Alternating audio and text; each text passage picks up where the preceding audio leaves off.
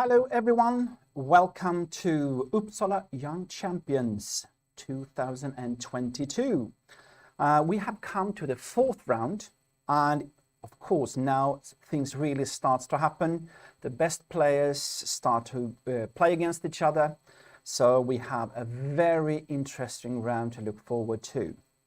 When it comes to the position of the tournament, we have in the lead Francesco Zonis from Italy, the highest rated player of the tournament, that had won all three games. He had a very interesting game yesterday against Kaan Kukushari, the talent from Sweden.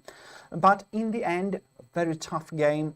He had the best nerves and could find the right moves in the very interesting middle game that they had. And then we have Felix Blåberger, also the second Grandmaster of the tournament, also 3 points. So those two players, the Grandmasters, they play today, and they are actually the only two players that has won every game. So logically, this might be, this game that will decide who will be the winner of the tournament. Behind them, we have Elam Abdraulf, we have Hampus Sørensen, we have Tor Fredrik Kåsen, and we have Vignir Vatnar Stefansson. And they are more or less these players that are behind the top Grandmasters when it comes to rating, and they have only lost half a point on the 3 rounds, so they have 2.5 points so far. So that is the top of the tournament so far. Let's go and take a look at the games. What can we give you today? So we have Francesco Zonis playing against Felix Blåberger, and Francesco Zonis is white today, Blåberger is black. And then we have this game, we have Elam Abdraulf playing against Tor Fredrik Kåsen. So that is like a Norwegian battle, and this will be very interesting because from my point of view, those two guys are the two most promising talents that they have in Norway today, and they are working hard on chess, giving all they have to develop. So I'm looking forward to this battle. Okay, and then we have Emil Reimegård against Vignir Vatnar Stefansson. And here I made a mistake yesterday when commentating, because Emil Reimegård, he was the last player to join into this tournament. He has only got 1533 in ELO rating, but still yesterday he won his game against the Swedish talent Edvin Trost. A big surprise to everyone. Okay, Edwin had a good game, probably winning, but he took his chance, and in the end game, the queen ending, fantastic achievement by Emil Reimegård, that is now actually on the top board, number 3, playing against Vignir Vatnar Stefansson, who won last year. If he would make a point in this game as well, a big surprise. So far, the biggest surprise of the tournament, and I was so surprised. So yesterday, when I was commenting during the last hour, I was very tired, obviously. I missed, and I believed that it was actually Edvin Trost who was winning that game. I'm sorry for that, Emil. I will not do that again, and I must say I'm proud that you won that game. So let's go and see the other games that we are in the top. So that was the top 3, and we will focus on those games, of course. We also have on board 4, we have Kuchenhauser against Galperin.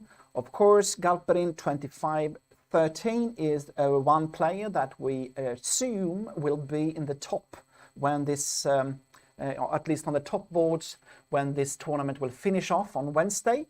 Kuchenhauser 2327. It will be interesting to see if he can keep his level and challenge Galperin.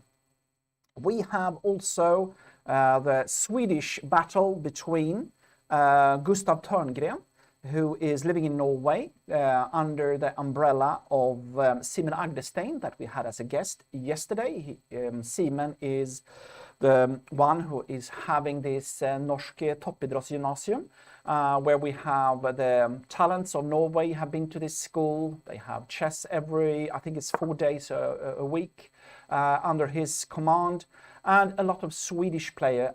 They are also in his in this school. So that will be interesting to see if Gustav is ready to challenge one of the biggest talents of Sweden, Khan Kukushari. And then we have, beside that, we also have Arvin Rasti against Mitusov. That will be interesting from my point of view to see if Arvin can challenge the almost 120 points higher rated Semen Mitusov that Semen also have in his training. He's from Ukraine, a Ukrainian refugee coming to Norway and got straight into this college of Semen. And yeah, I'm looking forward to see that, that game. So let's go back and see what we have more. What more games do we have? We have Sondre Mela against CM Pandel. We have Ludvig Karlsson against Benedikt Breen. We have Edvin Trost against Vidar Gran. And I guess that the higher rated players that I've mentioned here, Pandel, we have Ludvig Karlsson and Edvin Trost, we expect them to go back to the top boards after this round. But of course, they are facing quite hard challenges, because you should know that in this type of youth tournament that we have here in Uppsala, there is no doubt that a lot of players are much stronger than the rating, because during the COVID time, some of them were training very hard and made a big jump forward when it comes to the understanding of chess. We have Joar Östlund against Muntian. We have Nerey Harish against Hugo Wernberg. We have Anton Frank against Jakob Leon Pajeken. We have Alexander Oliver May. We have Alvin Lind Bertelsen. We have Vidar Hagevi against Stefan Bream. We have William Johansson against Ludvig Morell. And we have Victor Liljehöök against David Nesse. Walter Wing against Mattheus Buckert. Tore Fernov against Oskar Morell, and we have Oliver Nilsson against Julia Östensson och Axel Falkevall playing against Hampus Sörensen, I guess on Tuesday. And the reason for that is that I know it is Hampus' birthday today, so this game will be played a little bit later.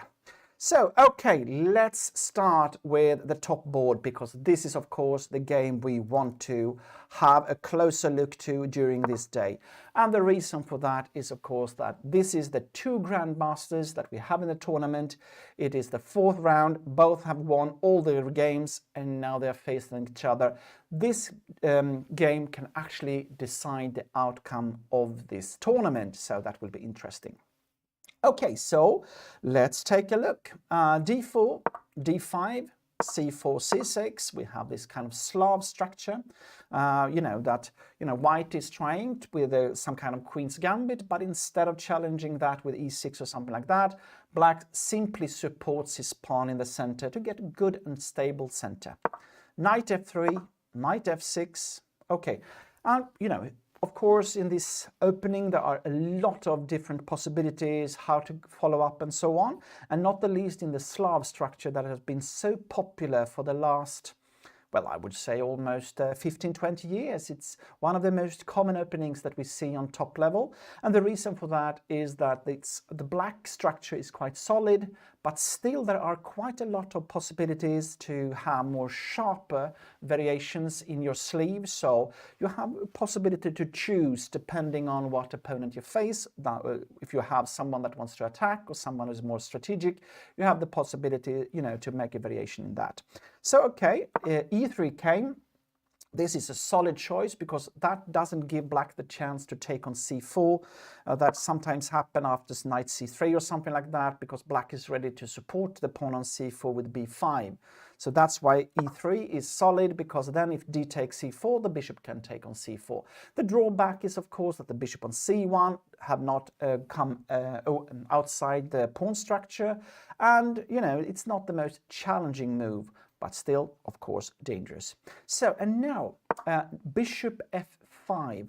That is, of course, the follow-up that black wants to play is normally to play e6. If we go back to this, you know, you have different choices. You can play e6, and then quite often the idea for black is to go for take on c4 in the right moment, normally when the bishop on f1 has moved out, because you do not want to lose tempo by taking on c4 too early. But you play e6 like this, like e6 like this, and then it could be some, you know, like something like knight c3 or something like that. And in the right moment, black will take on c4, bishop takes e4, b5 will come, and the bishop here will be placed on b7. And that is one way of making this bishop on c8 come to life. But bishop f5 is of course a normal move, making the bishop ready to, after e6, it will be outside this solid structure. The drawback is sometimes the pawn on b7 will be weak, and other times also that it might be that white will play knight to h4, and then grabbing the pair of bishops by swapping the knight against the bishop. So, okay, knight c3, e6 came, and now we can see that white took the chance that I was mentioning. He played knight h4 already.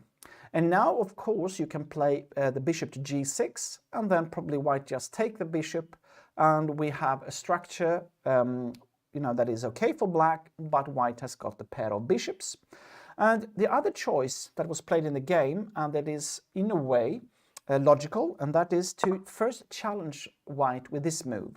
Because now if you, for example, take here, it's quite often, of course, you can take with a knight. That is maybe very good in this position, actually. But sometimes you even take with a pawn like this. And the reason for that is that now the knight here has got problems. Because you are black is threatening to play g5, and it's stuck, so maybe you need to play g3. And this kind of structure here with a knight on h4 is quite often not preferable, because the knight has got problems in finding a good place to stay. So after bishop e4, white instead plays f3 in this position, and now you have to go back. And the problem now for white is that f3 is normally a move you do not want to play. You know, if you take on g6, h take g6, then after, for example, bishop to d6, there will be an immediate threat against h2. So this kind of pawn structure, yeah, f3 looks a little bit dubious. So that is what the price you have to pay to get the pair of bishops. Okay, I said that there were two ideas for white, either to go for the bishop like this or to go for the b7 pawn. Of course, you can combine them, and that is what white is doing. Queen b3 to hit the b7 pawn, and now the problem for for black is that if you want to play like queen to c7, then the queen will be on the same file as a rook on c1. So it's, you know, you don't want that. And queen on d7 looks very strange, and e7 we shouldn't talk about. c8 also a bit strange still on this file. So there is almost only one choice, and that is to go for queen b6. And now we have an interesting position. White takes on g6, and then we have different choices. One very classical way of playing is to go for c5 in this type of position to threaten the queen. But now, and of course you can take on b3 like this, and we have this, but the problem is that white quite often can go to the b5 with a pawn. So I believe that black would have played queen to c7 in this position to give a threat on h2.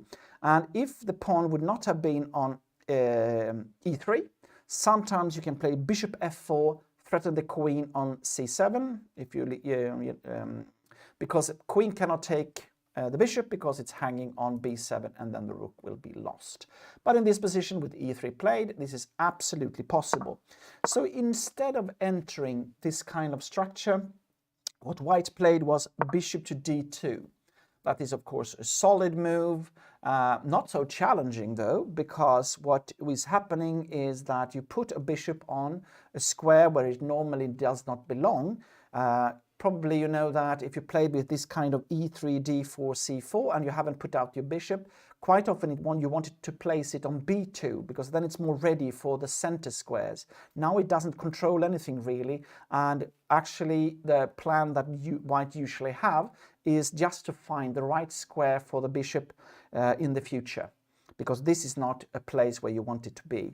So okay, what happened was knight bd7, everything's logical, we have castling. Okay, this is interesting, because now we are following not the normal route of this, because somehow, you know, c5 is a normal way to follow, and castling long side can be dangerous.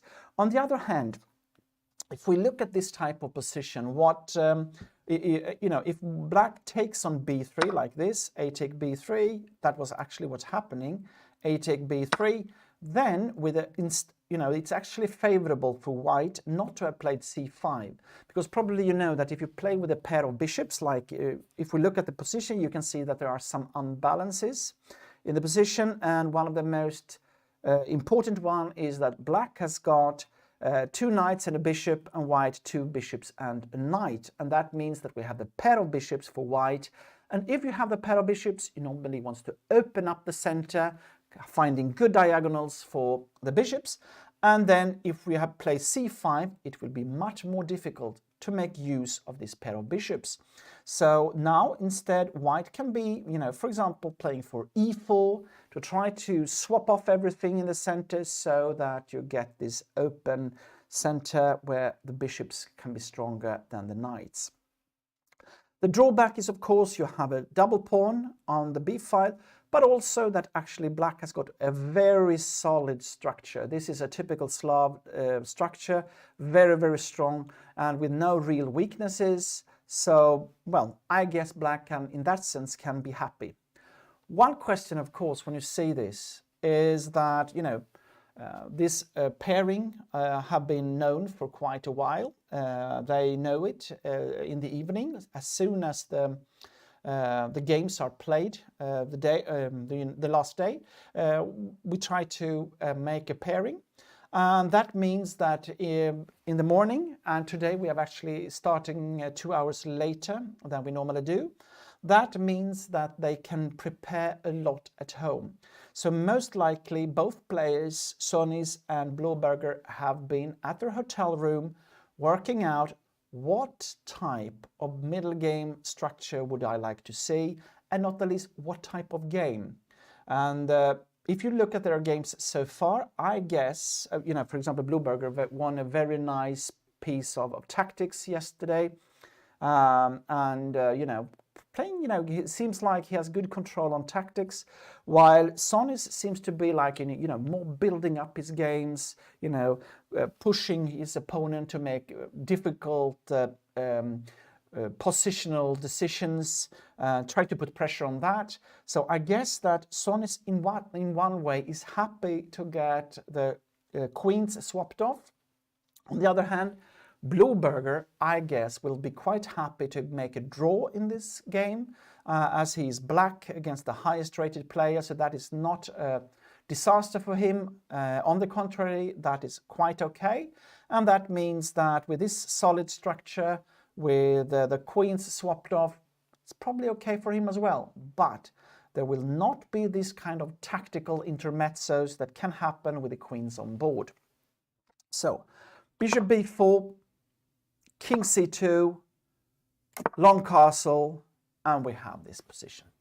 What is interesting, of course, is to take a look at the time spent so far. And you can see that Sonys has only, you know, he's only used the more or less the time increment. He's got 1:28 left. That means that he is still in his preparatory position.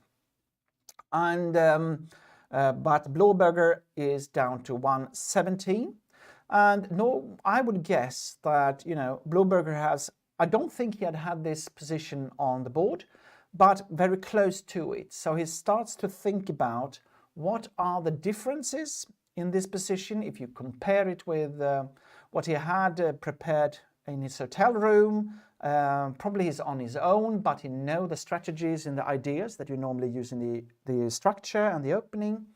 So now he tried to find the right way to continue. Okay, in this position, I think king c2 in a way that is quite an interesting move. The idea sometimes can be that you will move this knight somewhere, you know. I think in this position, for example, the question is this a threat to take on d5 here? I don't know, because if you take on d2 with king c2, because if you take here on d5, bishop take on d2, then you can take on f6 first. That can be quite, this is a little bit tricky move actually. So for example, if I would just make any move for black, like a6 or something like that, then maybe this can even be a move to make, you know. I don't know if this is good, but we can take a look. To take like this, if you take on d2, then there will be a check on f6. But you can take with the knight on d5. Then I thought about taking this pawn here. Then if you take c take d5, bishop take b4, so you need to take in d2, and then you have this crazy position here, like this. This might not be favorable for white, but I just show you the classical tactics that might occur in this type of position. So queen c2, a little bit tricky, that can make this type of tactics work, even though it didn't do it exactly right now, it might do in the future.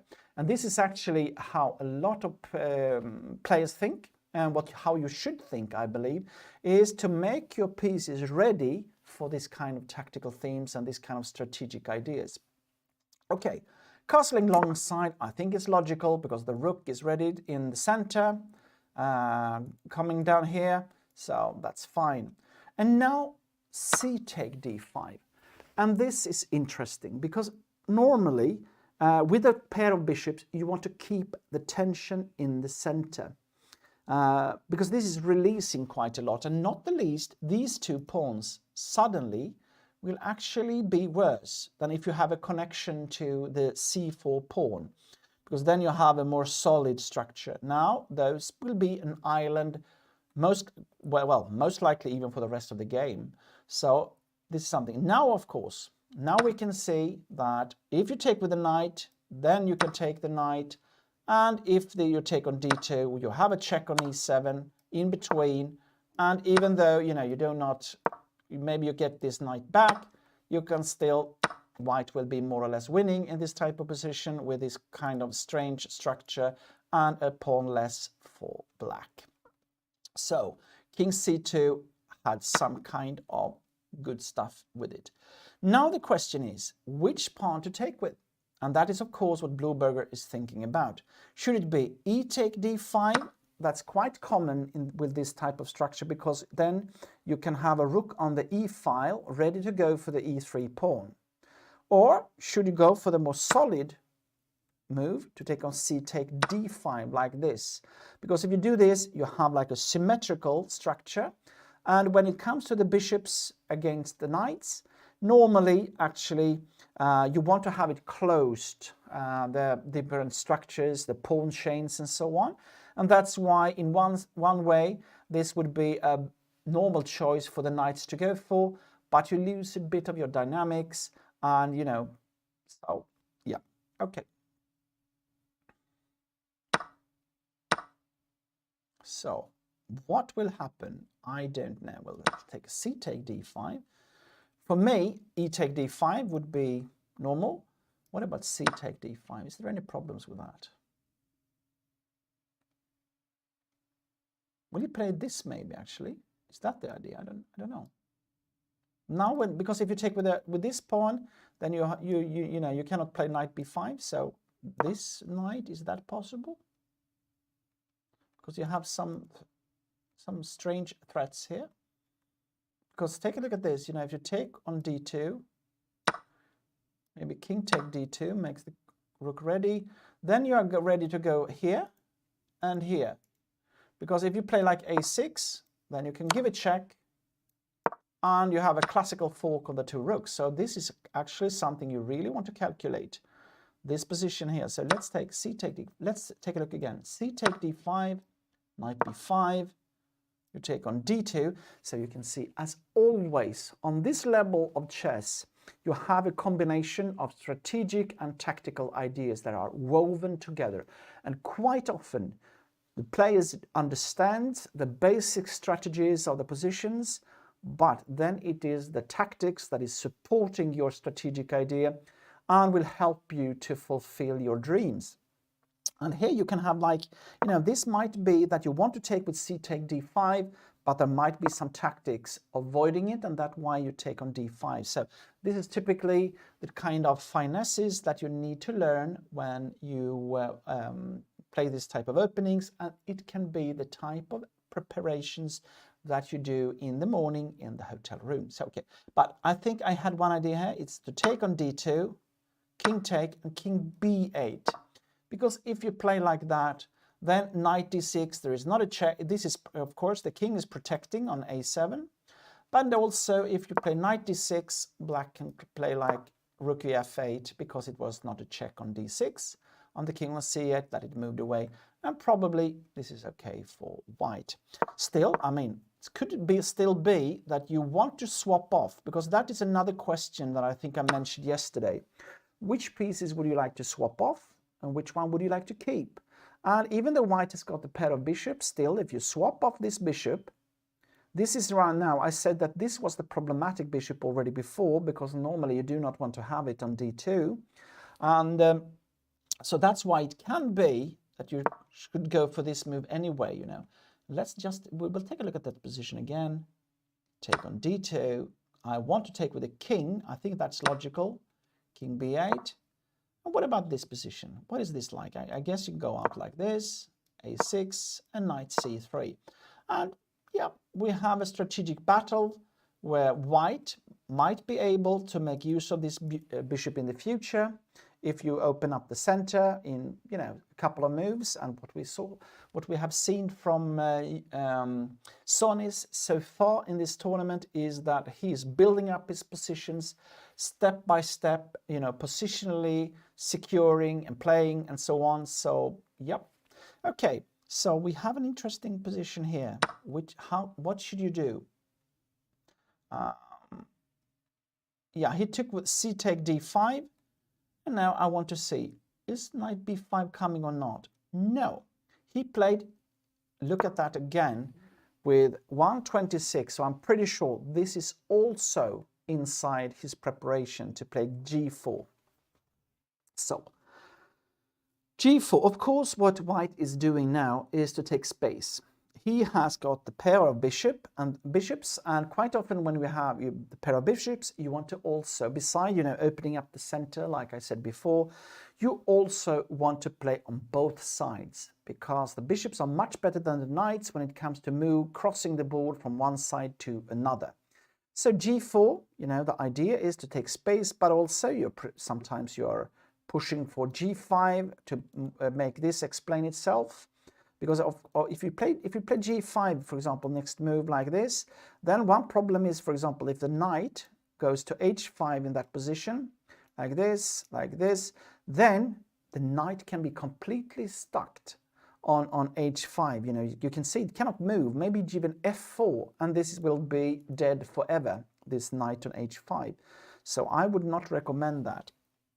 Of course, you have to watch out for tricks like knight g3 and so on, but the basic strategic idea after g5 is to play against the strange knight on h7. And if you go to h7, again, a bit strange, odd placement of the knight. You have knight e8, that most likely is what would be played then, to go to d6.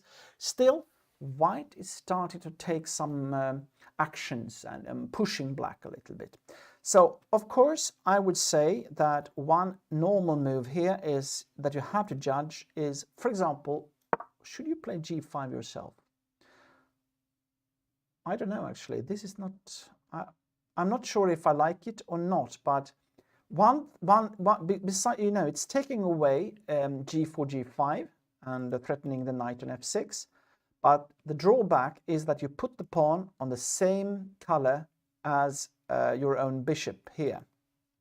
And this can, of course, be under attack if e4 will come. Maybe not now, but in the future. And this is something you need to think about. And that probably also makes it a bit difficult for Felix Bloberger, you know. White is blitzing out this type of games, you know, moves like g4. And he must understand that this position is a position that Francesco Zonis has had on his analyzed board. One drawback for white, of course, with this g5 move for black, that makes it a normal and a good one in one sense, is that beside that g5 stops g4, g5, it's also that you can see that this pawn here might be under attack with a rook on the h file. If you do not play g5 yourself, white might play h4, you know, to take, you know, even more actions on the king's side. One idea also I have here that I was thinking of, is it so that white wants to play bishop e1 and bishop g3? That would be a great way of activating the bishop. Of course, you have to take in account that if you play bishop e1, maybe bishop d6 will come, you know, to put pressure on this one. So, yeah. Now, this will be a strategic battle. And I guess now, not the least when Felix Bloberger now is on his own, we have a situation in the game that could be called a critical moment, because now black needs to make some difficult choices. Are you ready to push your pawn to g5, make it a bit bad, but on the other hand protecting towards g4, g5, and also how much is it worth that you have some pressure on the pawn on h2? Let's go to another game, because we will come back to this one for sure. Okay, we have now the Battle of Norway. We have Elam Abdraulf against Tor Fredrik Kaasen. Of course, they know each other very well. I've had them in training groups when I've been working in Norway. Tor Fredrik I know very well because he's also part of this talent offer that Uppsala Chess Plus Academy is part of when it comes to Offerspiel, the Norwegian club, the Magnus Carlsen club. That is now arranging, you know, a big training program for talents in the Nordic countries and in Europe. Elam is, like we heard yesterday, is part of this college of Seamen. So I'm looking forward to this. And also yesterday, probably you remember that Seamen told us a little bit about the style of the different players and so on. And he said that Elam, that one of his weaknesses, because he's extremely talented, he's thinking chess all the time, chess is his life, more or less. The only drawback he has had so far is, well, there are actually two that he mentioned yesterday, is that Elam, number one, has not been playing so much abroad. You know, he's been to Sweden, I think he mentioned Latvia as well, maybe Denmark, but mainly in Norway. And we all know that if you want to develop, you need to take these different steps forward by compete against the top players. And then you need, when you are at 24.95, you for sure need to go abroad, you know, touring around to all these open tournaments and all these type of tournaments to face top talents and grandmasters and so on. And, you know, even though Norway is a great country for chess these days, you still need to play against different types of players and not only the ones that you play with almost every tournament. So, and Tor Fredrik, he is a little bit older than Elam Abdraulf, but he's now putting in all his soul into chess by trying to be a professional and develop towards the Grandmaster title. So he has high ambitions and he's taking this year off to see if he can take this step. Okay, let's go and find out what is happening in this game. Well, sorry, the second weakness that Elam that we mentioned was that he was not so good in openings, Seamen said yesterday, or he said this has been his weakness. Because now, lately, the last year, he has been working hard on his repertoire, and that is probably why he is taking a new step, reaching 24.95, and from what I have heard, he has even crossing the line to above 25. So it might not be that we anymore can say that his weakness is in the opening, but let's see. Okay, so we have e4, c5. It's Tor Fredrik is choosing Sicilian, and of course if you play with someone that you know, because they know each other very well of course, that you know has not got the best opening repertoire, you try to go for something sharp. So that's a logical choice. And what I will be interesting to see if what Elam is going to do, because maybe you remember in the second round, we are now into the fourth round, in the second round Elam was actually going for a very, very sharp Sicilian line. And he won that game, lovely game he played, you know, very impressive, but that can be a dangerous strategy against a player that has got a good repertoire and not the least a good understanding of the position. And I can assure you that Tor Fredrik, he has got a good repertoire normally and also a good understanding. So let's see what's happening. Yeah, okay, so knight f3, d6, d4, c take, knight take, knight f6, knight c3 and a6. And we have one of the most sharpest lines in the Sicilian, the knight of variation. And in the second game, Elam chose to play with the bishop to c4, this classical Fischer game with c4, bishop to c4, b3. He followed up with f4, no, not f4 immediately, but he played queen f3 first, knight, bishop on e3 and the queen on f3. That is not the most common move, still very, very dangerous, not the least as Elham showed in that game.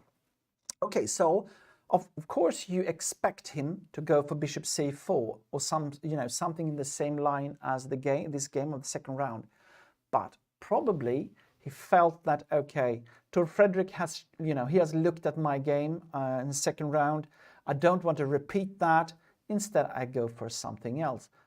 The drawback with that is that you might choose a line, a variation that you do not know so well. So let's see what's happening. So he plays bishop to e3. You are preparing normally when you this move, you prepare for the English setup with f3, queen d2 and so on. e5, okay, black has got the choice to play with a pawn on e6 and e5. And that's normally a question of style and, what do you want to do? What type of middle games would you like to arise? e5, I would say, makes the game a little bit slower normally. While e6, b5 and this classical way of, pushing the pawns when it comes to the Sicilian makes it sharper and you need to be more well prepared. So, okay, e5. Logical and okay. And now white has got a choice. Do you want to go to f3 with a knight or do you want to b3? b3 was the old style always before, because it's ready to go, to a5 or something like that. And on f3 it's also, the way for f2 to f4. The drawback is that, in one way, on f3 the knight can be more active because it can go to g5 and so on. And also on f3 it's not possible for black to push d6, d5. So knight f3 he chose.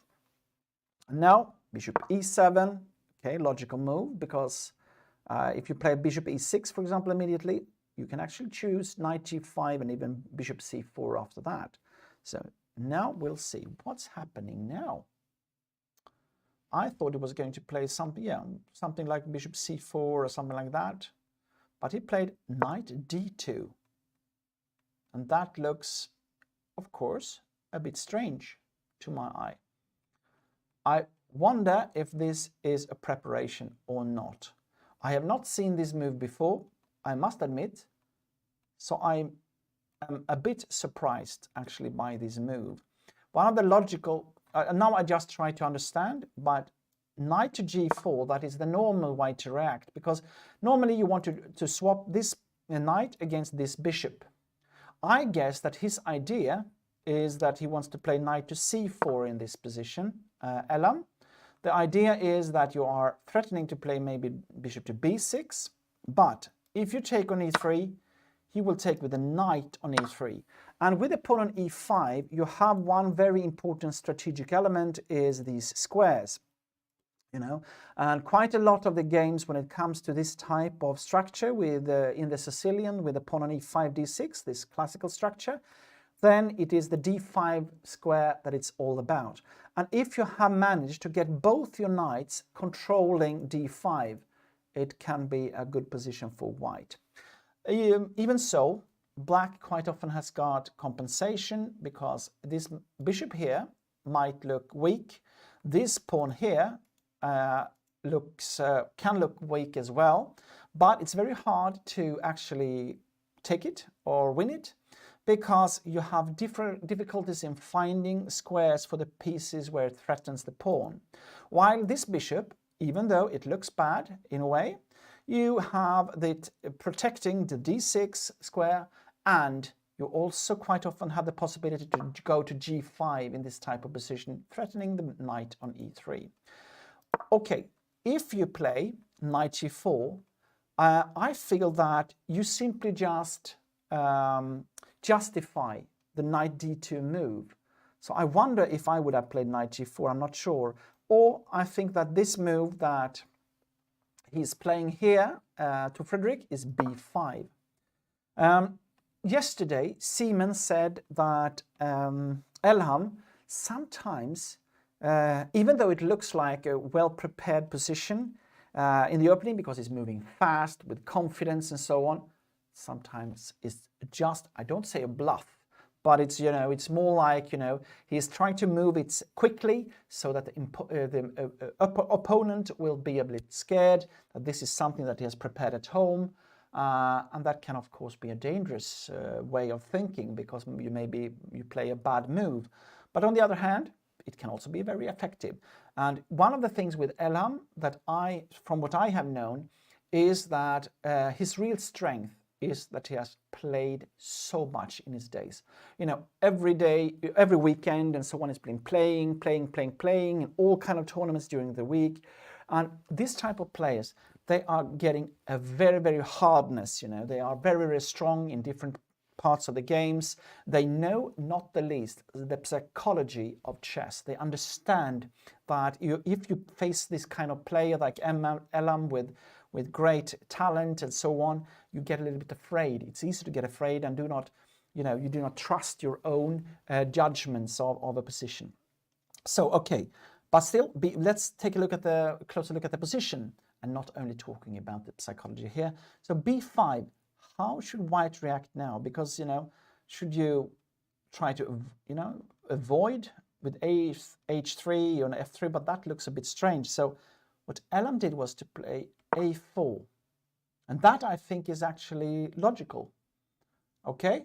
Because you want to have a square for this bishop, this knight on d2 to come to c4, and now you're challenging b5. b4 came, knight d5, okay? Take, and, you know, this is normally quite okay for black to get this, this hole on d5 stopped. And, you know, you have this f5 ready to come. So normally this is quite okay for black. But what is here is that we have an interesting, I would say, more positional structure.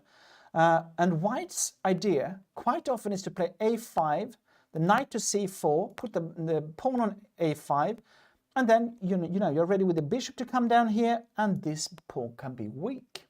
So here you really have to make your judgment. And if black plays a5, you have a check here with your bishop on b5 that can be annoying, and also this pawn can be weak, you know, with knight b3, knight c4, something like that. So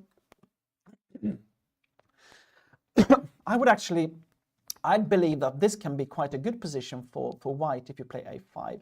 So, okay, that is what Elham is trying to do, is to show the drawbacks of b5. Just want to take a look at this position first, you know, to understand. Is this the best move, b5? Yeah, okay. Because the other possibility is bishop e6, of course. Is he then playing bishop c4, maybe? Is that possible? Is that move? Or is it knight c4? Aha, maybe knight c4 actually, because I thought that knight bd7 then, because now you have this hole here on b6, because I thought bishop c4 might not be so dangerous for black actually, but knight c4 is maybe a bit annoying, because if you play b5, probably go for this, threatening to take the rook, rook goes up, and then you will come on d5 like this, threatening the the rook like this, and you have a strong knight on d5, so I would avoid that. So, okay, b5, we take a look, a4, b4, knight d5, take, castling, logical, and now, yeah, okay, logically, castling long side, knight c4, okay, a5, played a5 immediately here, okay. I was not sure if you should play, I thought knight c4 was more logical, but I don't know. Okay, okay. The drawback with this is that you do not know if you want to have it on b3 or on c4. So maybe this one, you know, just taking away this, it might be okay actually. So let's see, a5 came instead. Then you actually have the choice of knight b3, because if you play knight d7, you play actually knight b3 might be possible, and go for this pawn instead. You know, like this. You go maybe like I thought about. You know, go for this pawn with queen d2, rook a4 or something like that, and go for that. Of course, black will try to come with f5 and so on, but yeah, hard to judge. And even bishop d2 to go for. It seems like he's going for this pawn on b4. That's the basic idea of the play, you know. So let's see what happened. a5, yeah, taking control of, you know. Interesting here is that white has got a very clear plan here to take control of the queen side. Black makes himself ready to go for an attack with f5. That will most likely come. Sooner or later it will come f5 and so on. Another move is, of course, bishop g5 might be played as well to get rid of these bishops. As you can see, this bishop here is quite strong, pointing towards b6 and so on. So that is also a choice. And of course, you need to make a judgment of that. And of course, without a preparation, that's difficult. Knight c4 came, okay, this knight is good here, and now also you outrule bishop g5, because this pawn then will be weak. On the other hand, this bishop is actually on the same diagonal, so that is the drawback. So knight c4, let's take a look. What happened? Okay, f5, yeah, here it came, f5 came. And now the question is how to proceed. Well, normal move, I wouldn't say, but you have, of course, you can, because, you know, now this push might come, f5, f4. Either sometimes you try to play f4 to stop this idea and just, you know, putting it up like that. But I guess sometimes actually you just play like this. And now, I don't know if you play knight c5, and even g5 can come here, you know, you have to watch out for that. Or is this possible? That was an interesting move. Because one drawback that I see here immediately with playing f4, I just want to say that, that's why I didn't even consider it when I saw the position, is that your king is still stuck here on e1, and then it feels dangerous to open up the position like that. Because what you want is to have played maybe bishop e2, castle short side, king on h1, and then you go for f4, you know, that is the normal way. So you want to be a little bit slower until your king it's protected in h1. So let's say f5, queen d2, that okay. So other choices is maybe sometimes to play f3. And the reason for that is that if f4 is played, then you can go back to f2 and you are still on a good diagonal. And one other problem is that now this pawn is protecting e4, so you might be putting a piece on e4 in a way, and this is not the best structure normally if you cannot have a push with e4. So let's see so that is some of the possibilities here. Another move is of course bishop e2, because if you play f4, I guess this will come, then this bishop might even go to g4, because to swap off this bishop here. Very, very strange position already, you know. This is not the usual type of ideas so early in the game of this kind of structure. So already very, very interesting. And you can see on the times that they are thinking a lot. So yeah, queen d2. Okay, let's take a look. Queen d2. Rook b8. Okay, the queen was threatening to take on b8. So rook b8 is logical. Of course, bishop b6 or something like that can be played like this. Then I guess you take it. And then, you know, what white has to watch out for is his king to be stuck here. And even though you win this pawn, queen take b4, you somehow, your pieces here might be on the wrong side of the board when the attack comes on the king's side. So I would be a little bit afraid of that, or at least you need to calculate it very thoroughly so that, you know, you just don't get overruled. So let's see what happened in the game. Rook b8, bishop e2. He understands that he needs to develop his pieces. Now comes a move that I also like in a way. He played queen e8 here to Frederick. That is logical because the move that black, you know, after f4, we saw this variation, then bishop b6, then you had to either you take it or you could even move your queen, and that was happened because, like I said, it's on this side of the board, the king's side, that black will try to have his counterplay. The queen is now ready to go to some of these squares here, so yes, that's great. Supporting some kind of attack on the king if you make castling short side. To castle long side, you understand, will be very dangerous with the pawn here and the rook here and so on. Might be a possibility actually, because still, you know, it might be safer than on the king's side, but I would be a little bit afraid of it. Well, okay, so I said that f4 might be possible in this position. Actually, I think this is the type of move I would like to play now, because now you're ready to go for castling short side. So it looks logical to me to play like this, because now you have your bishop here, you're ready to go for castling, so it might be possible to play like this. Now this pawn is actually, you know, under attack, and the problem is that with the queen on d8, you could play either knight c5 or something like that. Now it's not possible because this is hanging, or at least I guess it's not possible because knight take d6 or something like that. But what can, and queen g6, what will happen then?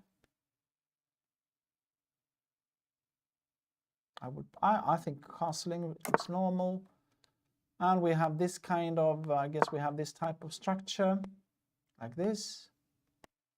And how is this position? Well, here in a way, I think that white has succeeded when the queen comes to g6, because from my experience is that on a queen e8, and you know, if you play f4 here, what you want is when you take on f4, bishop take f4, you want to have the possibility to go for g5, because you need to push this bishop away and, you know, get your attack with your extra pawn on the king's side. Might look dangerous with the king on g8, you know, to go for g5, but quite often this is what you need to do. So, okay, Elam played bishop b6. I think that looks a little bit odd to me, because, you know, I think that black need to go for f4, and then you can play this move. Now the structure will be okay, so I would take this for sure. I think I would have taken this one. I like that. Get rid of that one. Now the question is, what will happen? A take b6 maybe. Okay, it's maybe, I don't know. How is this position? I don't know.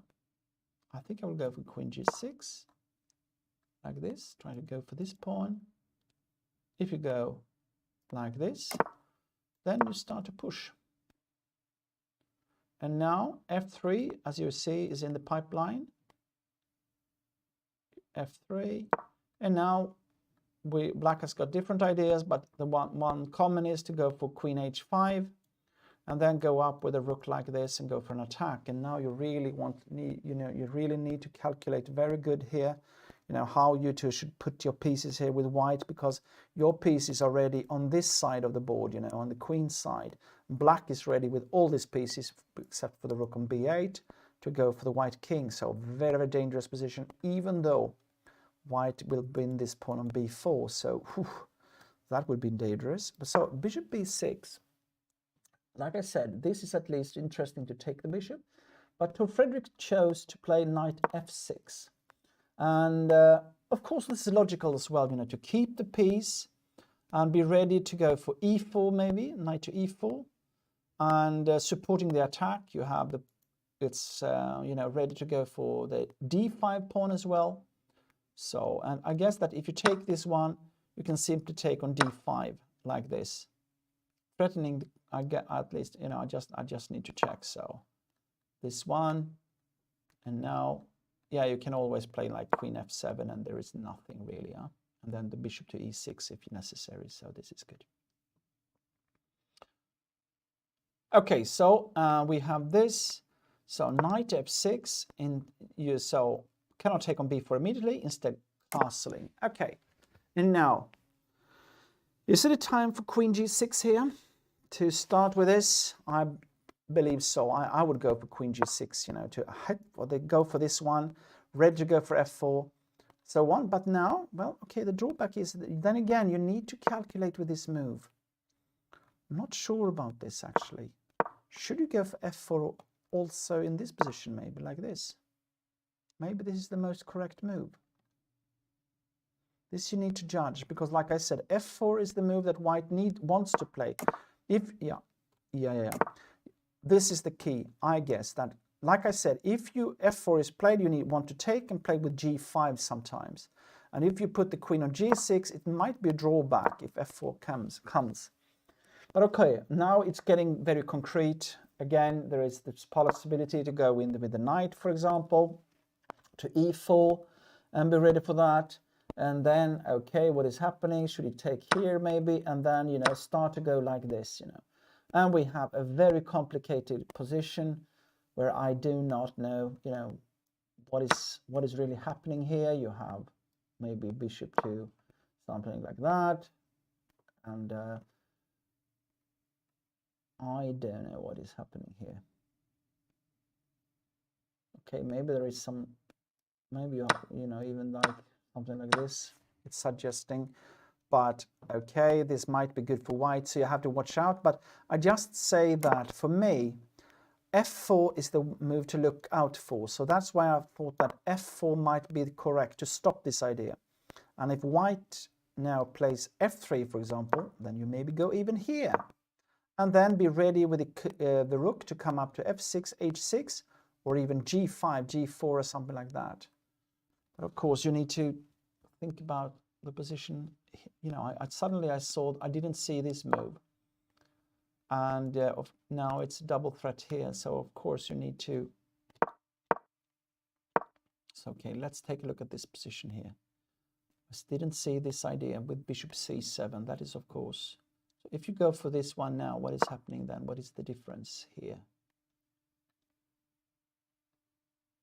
What is? Aha, you have, maybe you can play something like this. That is, of course, the trick. Yeah. And then, you know, if the queen moves like d3, you can probably play bishop f5, I guess. And if you take like this, even, I mean, this is interesting. Even this is interesting, you know, to go for this position. Knight g3, I don't know. Well, I don't know this. It's getting very, very tricky, these positions. Would simply just take back.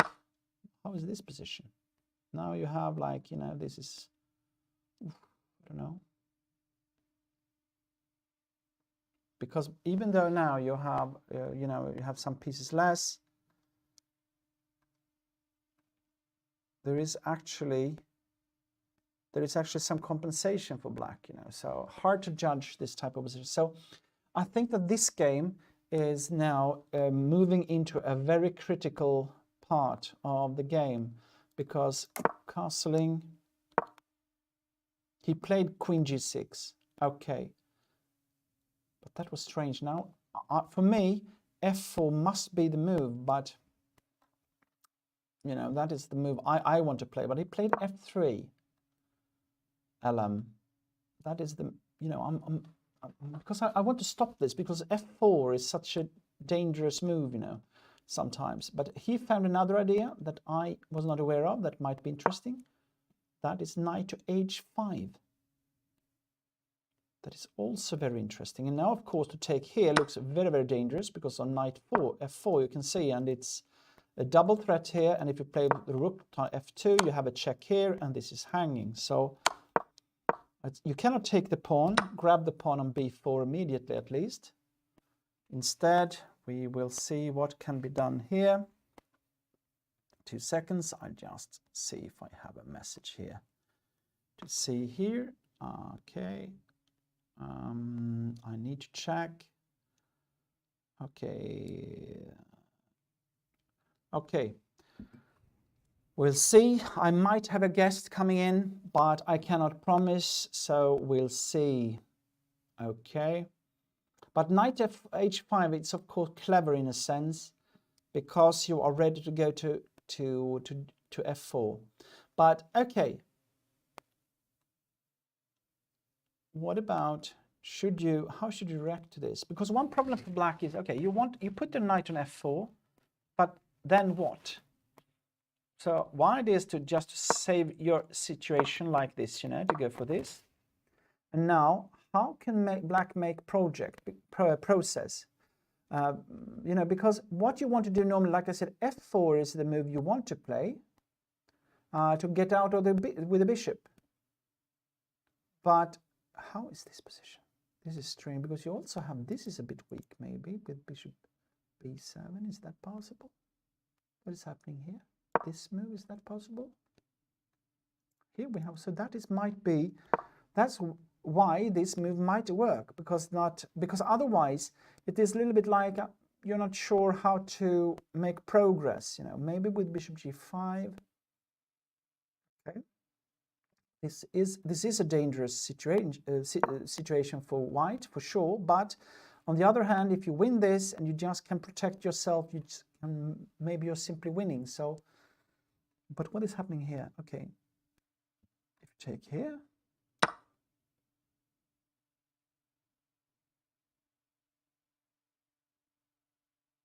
can you take d5? Is it possible?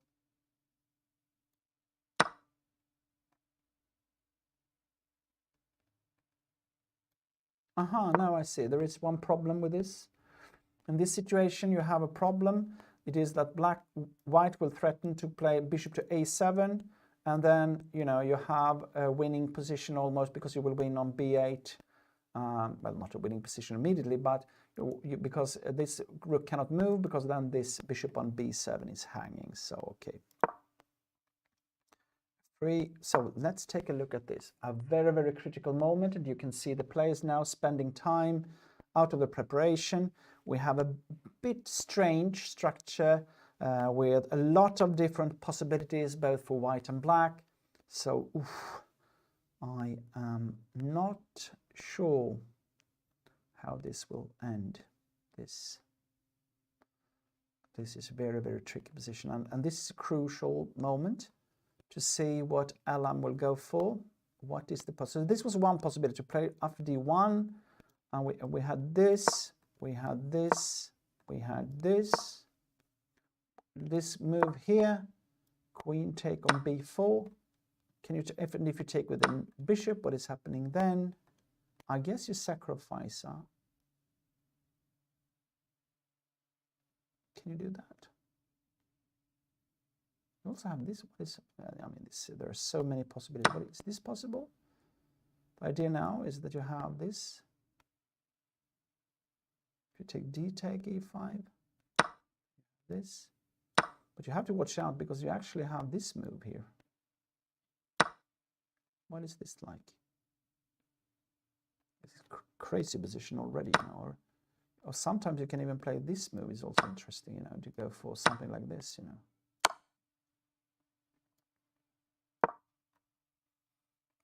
Yeah, the question is if there is something now. I cannot see that.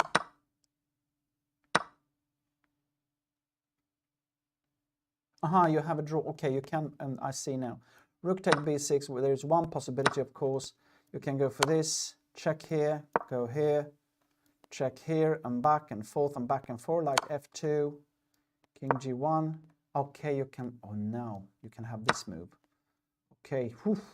This is very dangerous, because you can see that now you're threatened to play like this.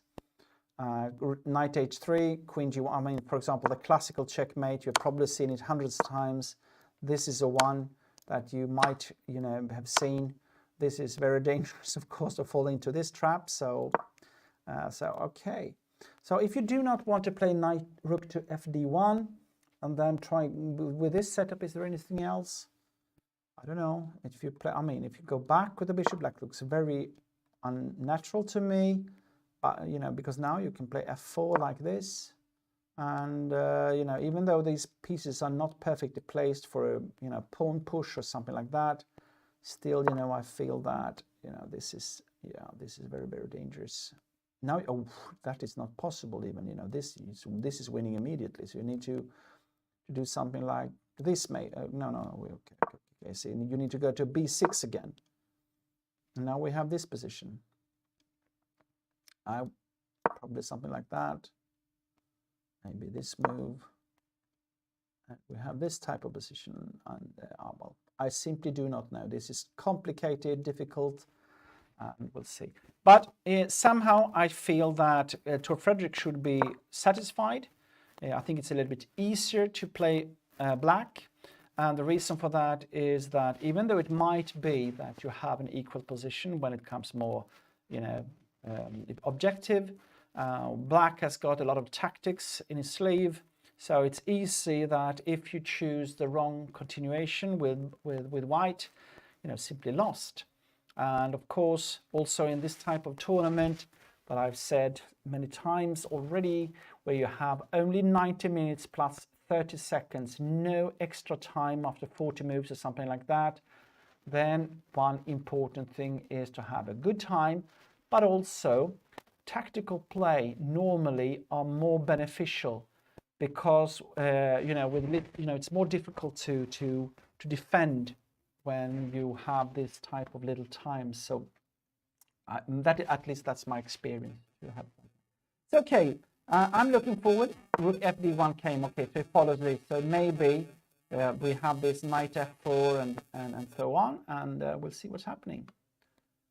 I prefer black right now. You know, it's not. I'm not sure knight f4 is. It's not.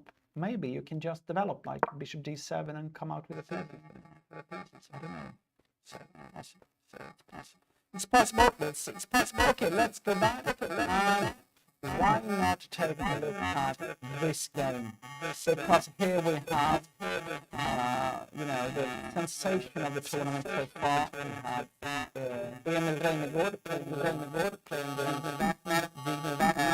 As you can see already,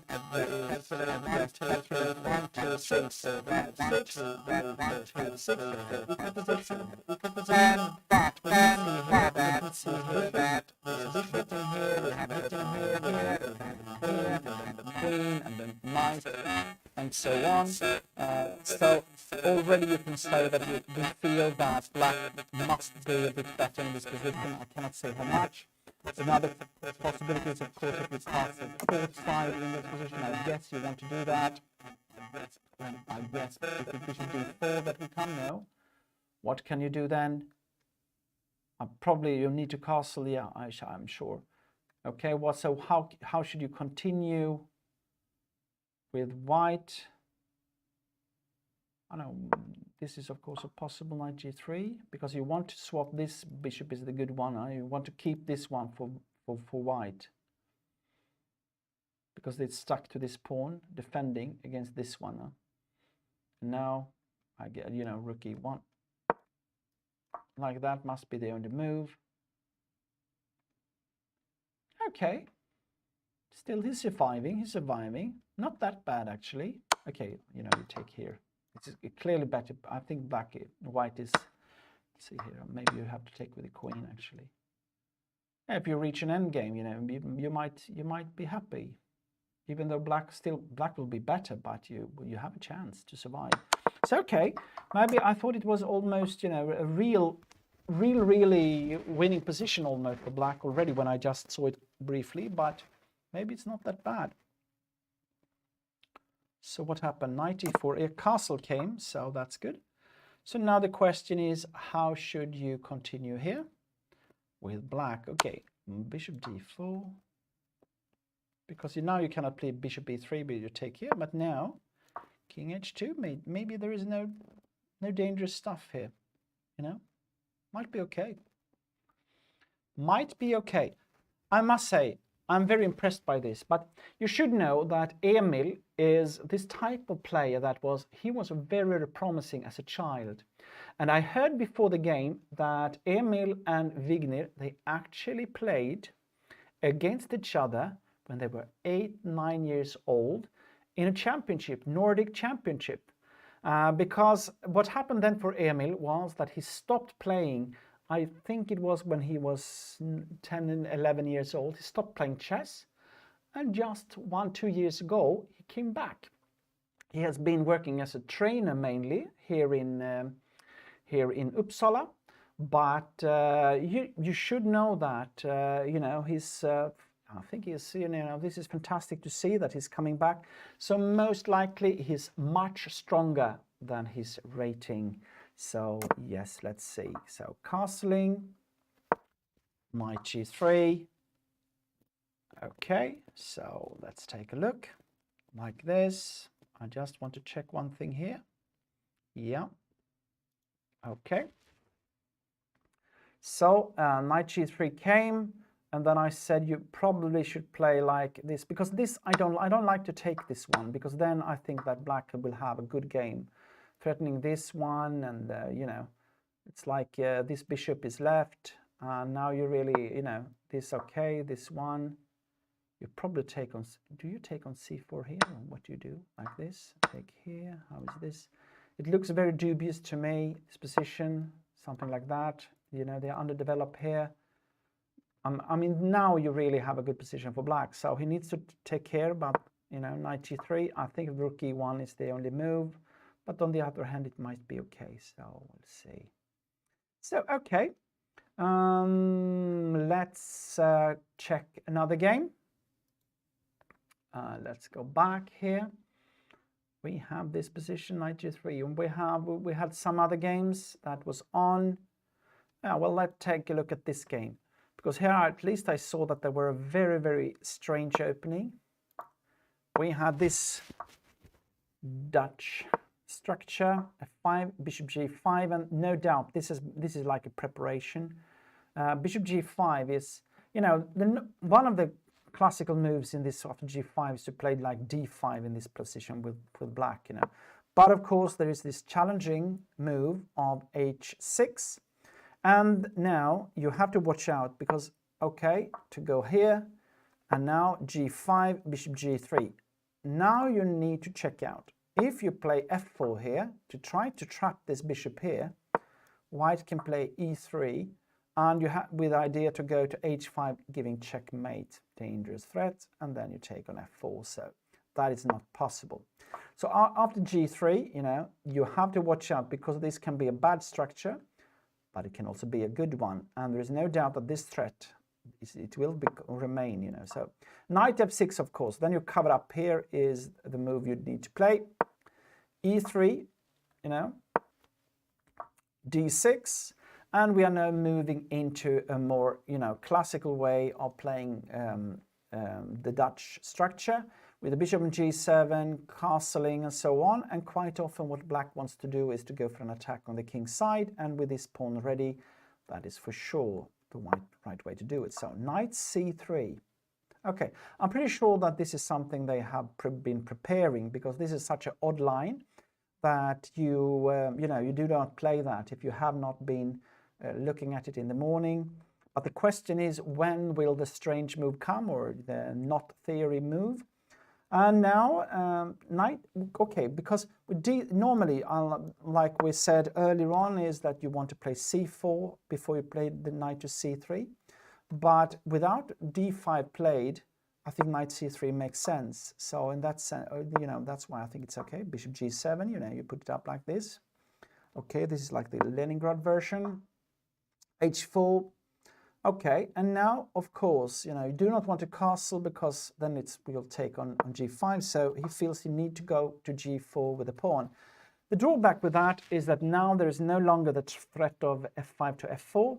And the bishop here can actually be quite strong in the future if black tries to do something in the center or with the pawns. One idea black can have is to play, of course, a knight to h5. But after knight e2, if you take, you know, white can take with a knight on g3, or sometimes even with the pawn to get you know, hit on this one, the f5 pawn. So okay, h5 came. He outruled that possibility. And now the question will be, is this a strong pawn or is it a weak one? So you have to think about that. Bishop e6, okay, I like that move in the sense that you're on f7, the pawn will hit on h5, but not only that, it's also protecting a king, making a short castle. So right now, one question is, of course, where to put the white king. Should it be on the oh, sorry, I just have to check out with my mic like that. So should the king be placed on the king's side or on the queen's side? Because I think in this type of structure you have both possibilities. But by playing h5, I guess you need to keep a rook on h1 to protect it. Otherwise, you know, you have, well, after f, not the least after bishop f7, that will come for sure. This is under attack, so let's go knight g2. This is logical because it's ready to go to f4, protecting this pawn. Bishop f7, bishop f4. And now, of course, you know, e5 could come, but take, knight g6, swapping queens and knight g6 will be probably good for white because you have this under attack. So knight, bishop, queen d7 first, making the queen ready for playing e5, I think.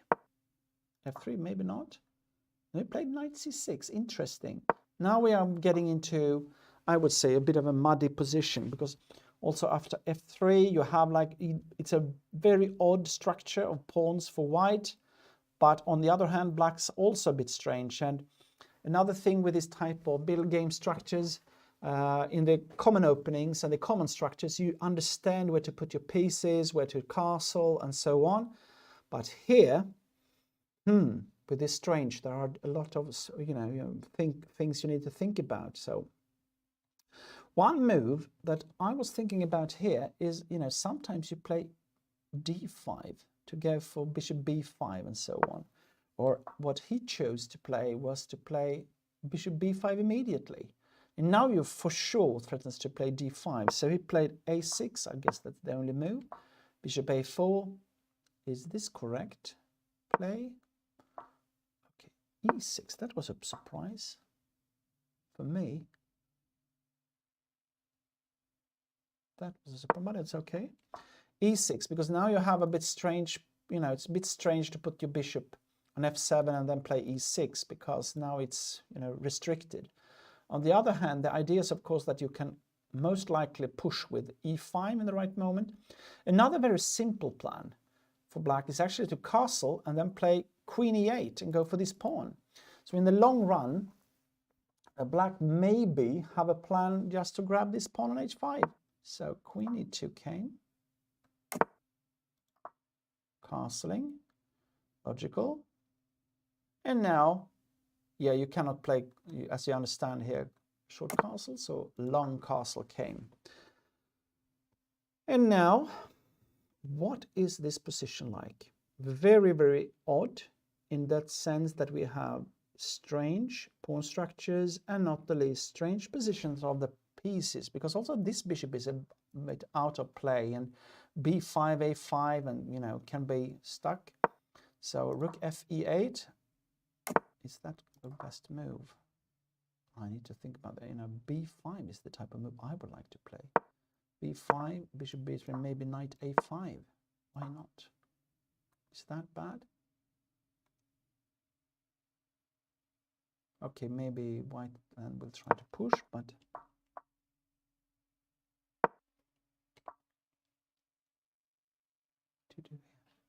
b4. Okay, I don't know. Rook f e8, I think it's logical in many ways. And the reason why I think it's logical is that you always want to have your rook on the same file as the queen on e2. That's something you want, you know. Because even though there are a lot of pieces in between, still they might be you know, falling out. So, and tactical tricks might be based on this file. So, okay. So queen f2 came. Okay. I just need to check one thing here, and we'll see. Yeah, okay, that's okay. So let's continue. Queen f2. So he tried to, that's a bit strange move to me, Queen f2. Why did he play that? Okay, you want to go out of this long file, the E file, you know, but yeah, Queen f2, b5, bishop b3. Because the queen is not doing so much, and I don't know if is it bishop h4 that it's going for. Take. No, what? No. And take on g4. Bishop h4 take, and take on g4, and then it's something that should be opened up here on the f file. But black seems to be, you know. Yeah, what about this move? a5 now. What is happening now? Because the other move is, of course, to play knight a5 again, like I wanted to do, and to simply take away this bishop, you know, and then go for the pawns. Go with the pawns, but okay, so let's see. He played a5 here. So then you have to be concrete. If you take this one, I guess a4 will come up. Bishop c4. No. What is happening? Okay, look at this move. e5. Threatening to take this one. We need to take on f7. Queen take. And now you can see that we have a threat on the knight on f4, but also on a2 with the queen. So now this is, you know, maybe it's even game over in this position. So now it's really dangerous. So a5, you really need to have a good move in this position with white. Is it d5 you need to play, or what how should you react to this one? This is really, really dangerous. Really dangerous. Whew.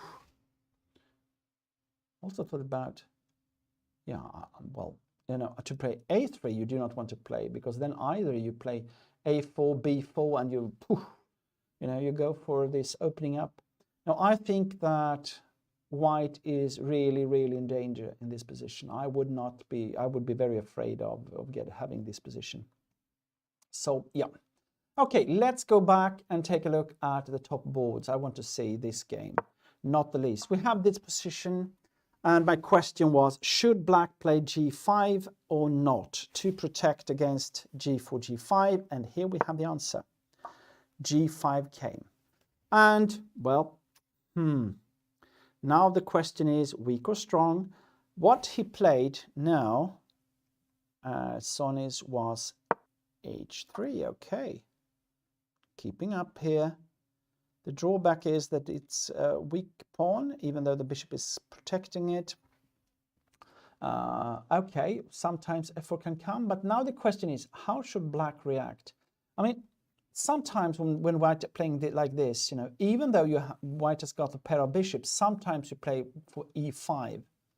And I don't know if this is the time to try to do something like that. But he played, or you should, I don't know, move this knight. If you do not play e5, you probably need to do something with your knight. I don't know if it should go here, or if it should like something like that. You know, because this looks a little bit odd on d7 for the moment.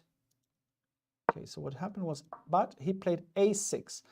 That is, of course, you know, a normal move, because what you do is you outrule this knight b5. You also put the pawn on the right color. If you compare it with the bishop you have on your own on b4. But on the other hand, I don't know if there is any better way to continue. Okay, I think this is okay. Let's go for a6. Bishop g2. He makes his, you know, either he pushed with f4 or e4. That's what is he preparing.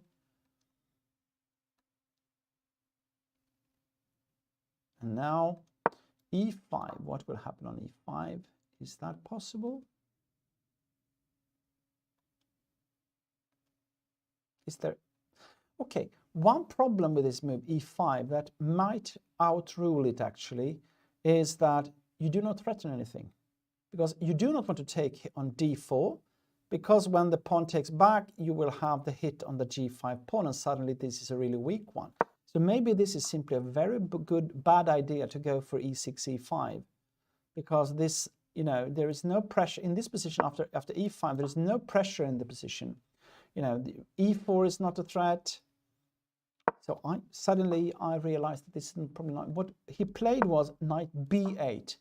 I like that. Like I said, you want to make this knight better, and on c6 it's very well placed, keeping an eye on the bishop on b4, but also keeping an eye on d4, and then suddenly e5 might be possible in the future. So bishop e1 came, and that is logical. Go to g3. The bishop on g3 would be very, very good. The question is now, should you go for bishop d6 to outrule that or not? He played bishop to c6. Logical. Okay, probably after bishop g3, you may be, because that is for me, bishop g3, what do you do then? Probably, do you just go bishop d6 here? Something like that, and swap them off? Because take a look at this position, you know, even though you get rid of your good bishop on, you know, b4 against this one, this bishop is not very impressive right now. And e4, this is weak, so this might be a very good position for black, actually, because these knights are good. You have a solid structure. I think he's playing very solid so far. And if we look at what Sonis has done so far in this tournament, he has simply played, you know, slowly, letting the opponent making mistakes. And I would say also that he's playing very pragmatic and practical, because with little time, and if we look at the game with Kaan Kukushari yesterday, you know, slowly building up the positional pressure, you know, making the opponent, you know, different and difficult strategic choices. And this seems to be his style, because now he played bishop f2, you know, do not make any drastical decisions. You know, maybe he threatens e4. I'm not sure he's doing it, but that is the possibility that is coming up with. And now, bishop e7. Okay, because now you are ready to go for knight b4, check. And you have a strong, really good knight on d5. The drawback with this f2 bishop is that you do not have any, you know, hit on this one if you play e4. So, okay, bishop e7 came, king b1, moving away. Okay, and now the question is again for black, how to proceed. Because, you know, if e5, I think that is also a little bit the idea of Sonis in, you know, in this position, is that, you know, it's not so easy for black to become active. Okay, you have, like, you are solid, you are okay, but it's very difficult for someone to play against or play in a situation where you have no active forcing or pushing moves. So these strategic battles can be difficult, not the least for juniors who wants to, you know, to make concrete active moves normally. So okay, so we have made this knight a bit better, and look at this move. He played knight h7. Now he's ready for the next knight to become good by playing knight f8, knight g6, I guess, you know. And now, how should white proceed? This was a bit of a surprise. He played, I thought it was going to continue to play, you know, slowly, but now he took the chance to play h4, and of course you need to take this one. Take. So okay, for who was this? Yeah, this must be in calculus, because if you get in this position, if you get the chance to come with a knight here, then you will have a good control, and e4, then you have a knight on f4. So maybe you need to take the chance to play h4 in this position with white. I don't know. Knight h7. What can you do? Okay, h4, took.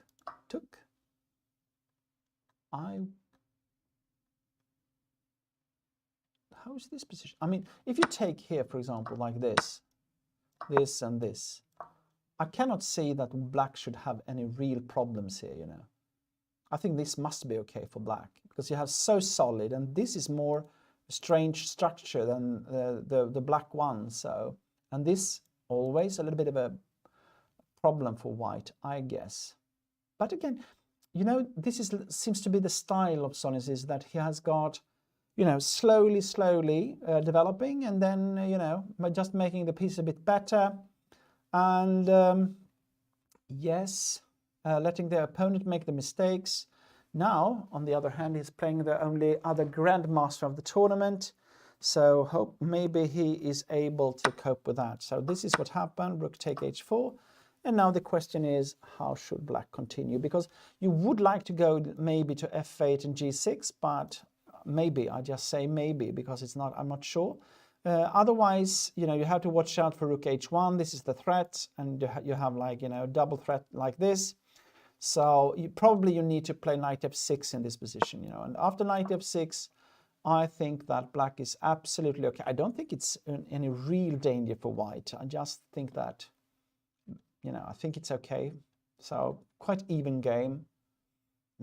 So rook, for example, rook d1 like this, and now maybe, I don't know if you probably swap like this, and now because maybe g5 will come, but so yeah, maybe even this move is okay. g6, put all, you know, even though you put them on the same color as this one, they restrict the position of your opponent. And g5 now, I don't know if you want to play that, because you know, probably the knight goes here, you put it on d6, and you have a very solid structure with black, and well, might even be that this game is a draw. Now, what was the, how was that, what happened in the game? Okay, this was the game. Yeah, you can see, okay, take, and here is interesting, because he didn't play I thought g6 was a logical move here to get to d6, but he played knight e7. Is that really correct? Is that the correct way to play it? That was a bit of a surprise to me, because I think he wants to come to g6, but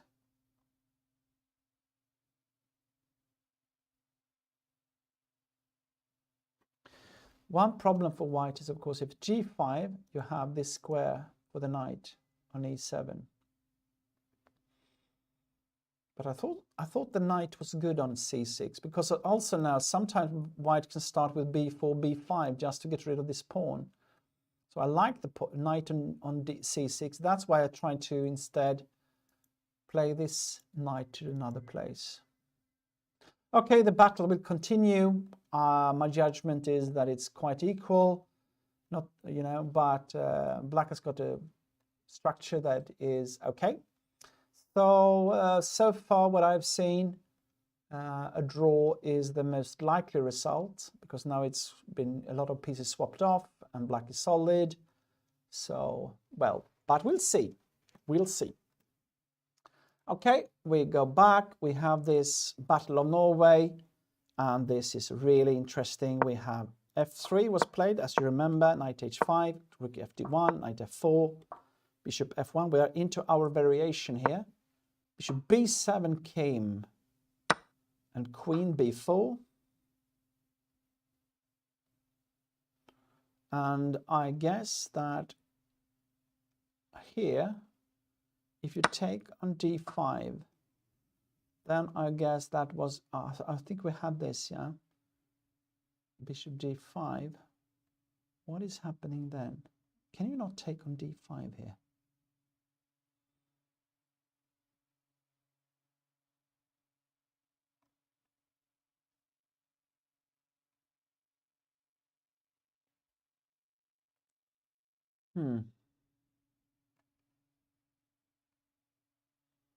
I get a bit confused here. It took on b4 like that. Simply took it. And if you play queen b4, if you do like, do you want to, is it better to take the knight? Okay, maybe this is a cool move, this one. Yeah, this was the variation we looked at. Now if you take here, you had this great possibility to go for, if you remember this one, and take, it was checker, check, check, and take here. From what I can see, we have this great knight h3 check, but no, he has got this check. Oh my god. So watch out. So queen b4, bishop a8. What was the thing we looked at?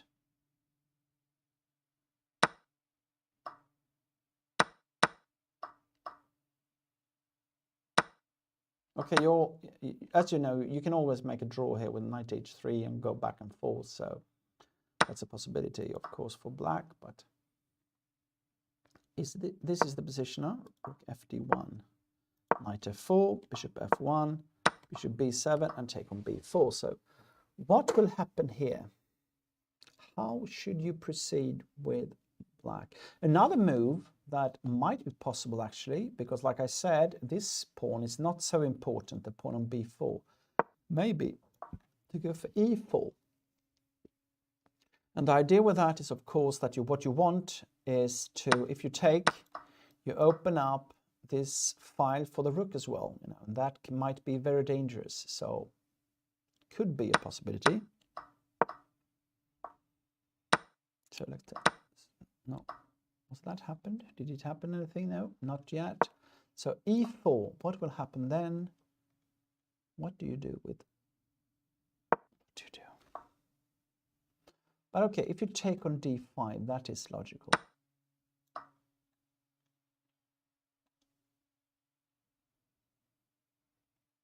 Then probably this one, huh? And if you go for this, queen f5, then you had this trick. Yeah, I remember this bishop a7 trick. Yeah, this is the problem. Here we have one of the finesses of the position is that you threaten to take this one. If this rook moves, you take on b7. So, okay, rook fd1, knight f4, took. So the question is, what happened now? He took on d5 with the bishop. Cool. So what will happen now? What is the plan of Elam? If you take this one, first of all, this you take back, I guess, huh? That. Take here. Is it like this? Take.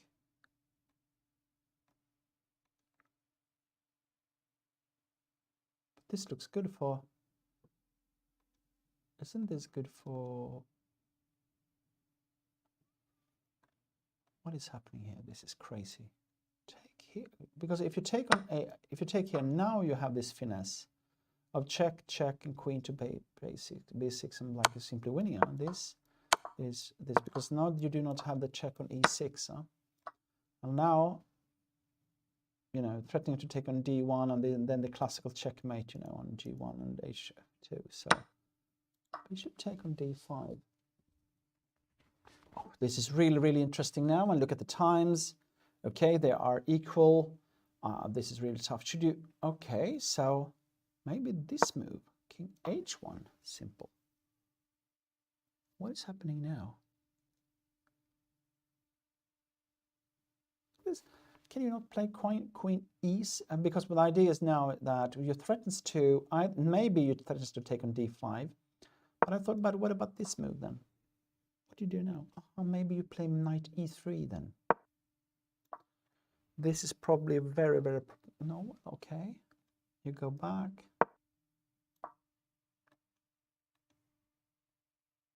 And now you have this bishop c7 again. So then you need to go back the whole way, like this.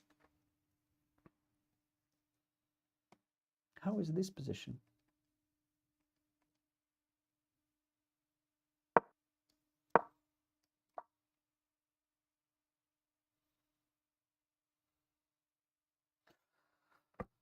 This is too complicated for me.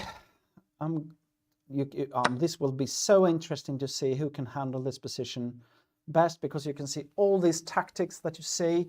You can see also the strategic maneuvers they have. It's difficult judgments. Of course, you want to take this one, and he just took this pawn on d5. And you see the sacrifices ideas. You have this taken on b6. You know, there are so many possibilities here that, you know, makes me, not that least the players must find this very, very difficult to play, because these ideas also, they are not the most, you know, common natural ones. They are, you know, sacrifices. It was this with the bishop a7, you know, and so on. So there is a risk that some one of them will make a tactical mistake and simply lose very quickly. So this will be an tense game, I can assure you. I like this, that these two Norwegians, they know each other very well, of course. You know, that they're fighting so hard already, you know, I love that. So it's not a quick draw. You are, okay, you are, you know, from the same country, but that doesn't mean that you do not fight all in. So I like that. Okay, let's go to the next game. What is happening here?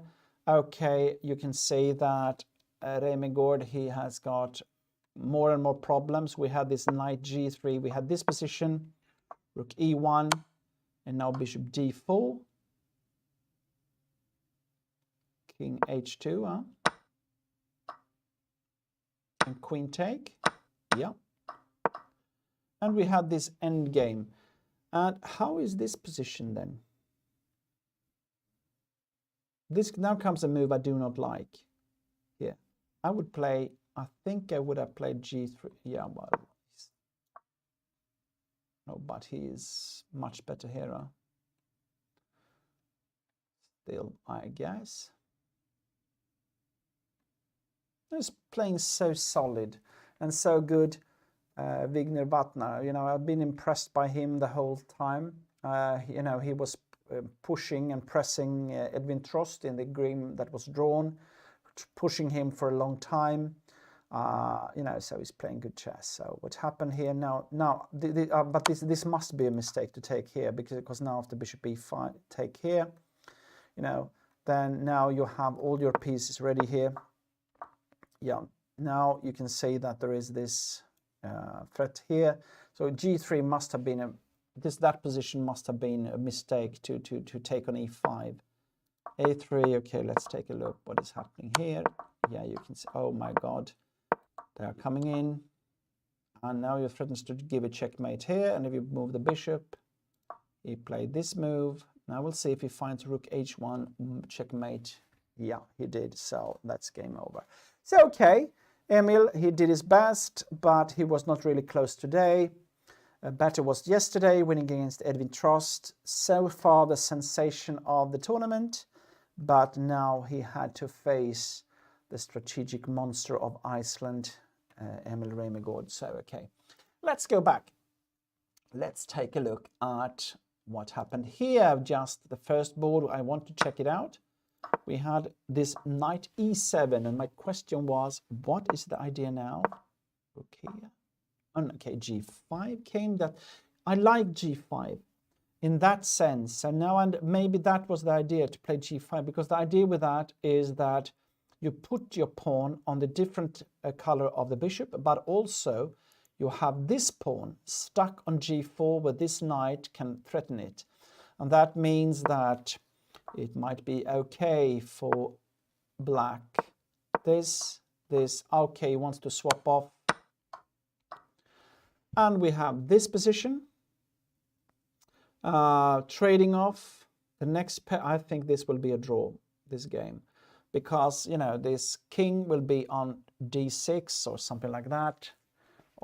And you will have this, probably you move this knight to d7 or something like that. Knight a4, knight d7, and then f6, and the knight will come out.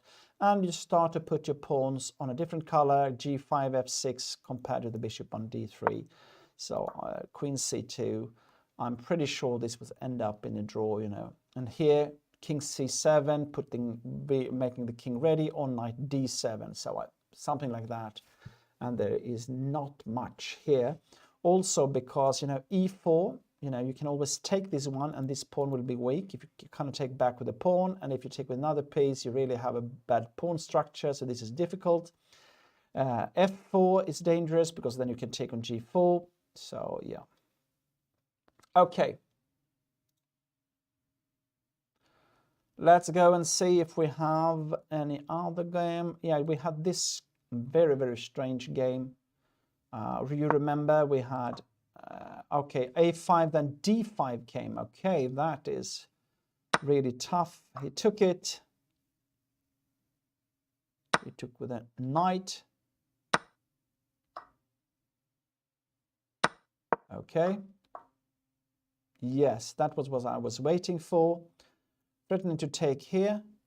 Also, but of course you're sacrificing something down there. Is this, I just need to check out how D5 came. So take here. Took here. He took on A8. Okay. So now he's sacrificed. But from my point of view, from what I can see, you know, it's attack on, I mean, even if you can just take back, or of course I would go for take on I2 like this, knight take, like this I would go, and then go here, and then simply take back. In this position, when you have your kings on different flanks, it's all about the attack. And in this position, for sure, you can see that white has got no attack going on against the black king, but you have pawns pushing here and so on. And the rooks here do not have any active going on, any activities going on. So yeah, this must be very good for black, this position. And you can see there are already this type of tactics like A4, A3 to get a square for C3.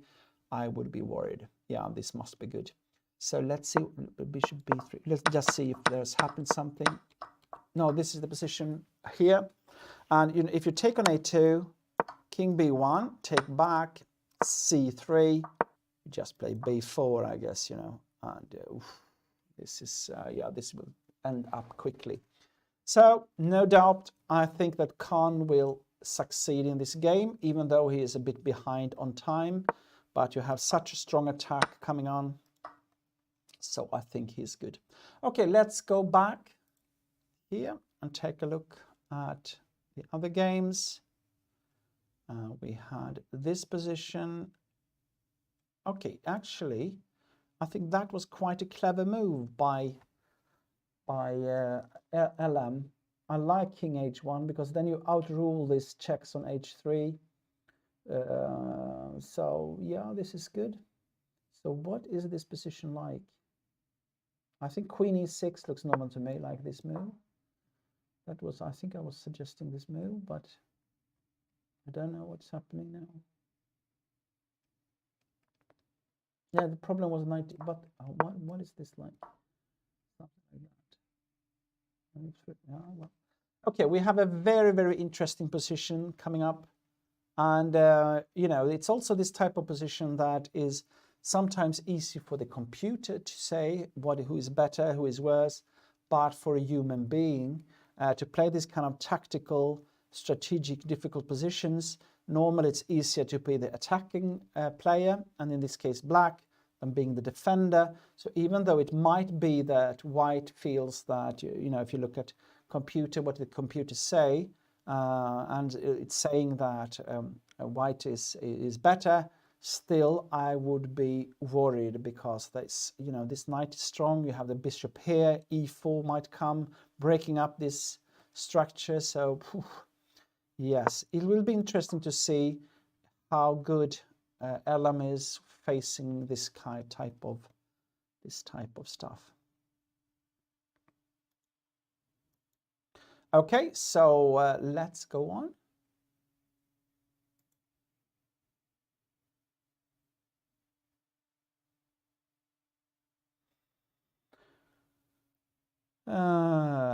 What have we got? More to see? Is there any other games we want to see here? No, I think right now it's this Elam Abdulf against Fredrik Kåsen that is the most interesting one. But let's go and take a look. And of course, this Khan game will be interesting to see the end of it. Okay, let's see this game, because here we have the player from that we have Kruckenhauser against Galperin. I just saw that this looks a bit strange in this position. You can see the rook on h5. What has happened? Let's just go for this game. And they have not played very many moves, and they're already down to half an hour for black. So knight f3, bishop. Okay, the Italian game, d3, solid. Okay, a6. Well. That is not the most common move to play. h6, castling, d6, c3, and g5. Okay, now we're into some heavy stuff. You can see that black played h6 to have the possibility that when white castled, you go for g5. Of course, the danger with that is that it's a weakness, and the own king can be weak. But also sometimes there are weaknesses on the white squares now when you have the pawns on, like this. So sometimes this knight can come, to the white squares and so on. And the other thing is, of course, it could be a push in the center with d4 and so on for white. Okay, so what happened? Rook e1, g4, knight d2, h5. He is pushing, knight f1. I think everything makes sense to me. I'm not an expert in the opening, and I don't know if anyone is actually, because this looks really tough. I'm sure it has been played and that it's some kind of preparation most likely, but to go like this, so tough. Okay, h4. Yeah, just you have your plan. Okay, d4 looks logical. Bishop h6, trying to swap off pieces. Okay. If black managed to get a castle, long side, black might be much faster with his pawn. So, okay. So in that sense, I like it. But the question is if you can you do something here? He played king f8. Oh my God. Okay. This is really, really weird. This position already. This knight a3, what do you want to do? To go to c2? Is that really the right way to do it? What should you do? I was thinking about to try to get the bishop to b5, because the problem is you cannot take on e5 because the knight takes. But if you play bishop at b5 first, you might be able to open up before the king is in safety. But it's knight a3, king f8. I thought it was going to go for the long castling. So very strange position now. Now bishop b5. I thought it was more logical in the other move, but okay. Aha, maybe he wants to take back, bishop take on c1. He wants to take with the rook. So okay, bishop d7, knight c4. Now he's ready to go for the e5 pawn. You can see he's threatening to take on c6 and take on e5. So he took. And now comes this unusual protection of the pawn on e5. This is very provocative, but the question is if it's good. It's not always the same thing, So what happened now? How should white play now in this position? How should white play now?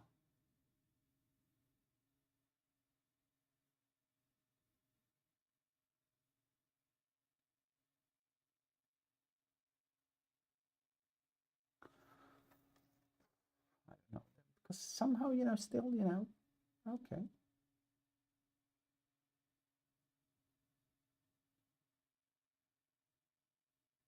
If you should take on e5 now. Sometimes you can even open up, maybe you should go for like f3 or something like that. What I like with that is because if you take here, who is the one is attacking now? And I don't know. Starts to get messy. I don't know. Or should you go for this move? Of course, then you have this one. So this is not something you want to go for. So, okay, h5.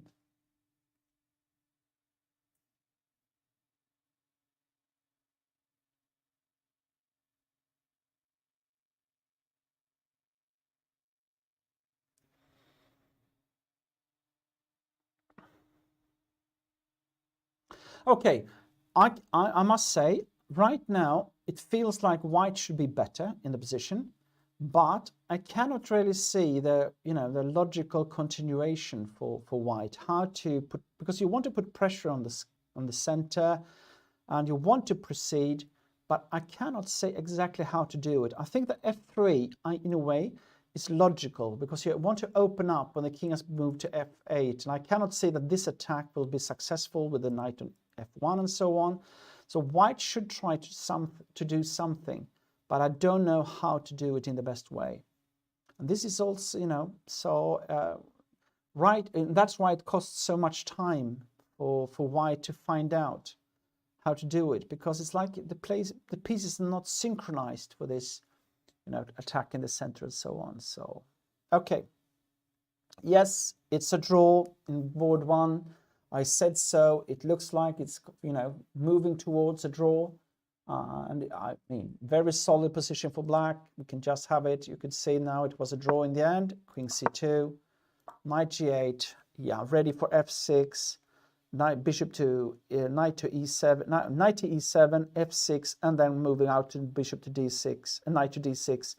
And, black has got no problem at all, but also very little chances to win, because this is good pieces and so on for white as well. So, well, that's okay. So, a solid draw for both, you could say. And we have then this, what happened here, queen h5 in this moment. So after king h1, I thought that queen e6 was the best and go back with the bishop, but he found queen h5.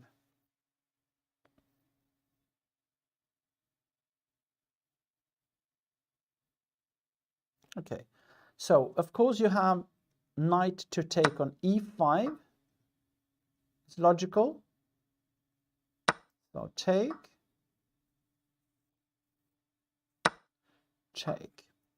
And now the question is there any way for black, I don't know, maybe rook f e8, queen goes back, I don't know, b4, a3, somewhere here, c5, okay, a3.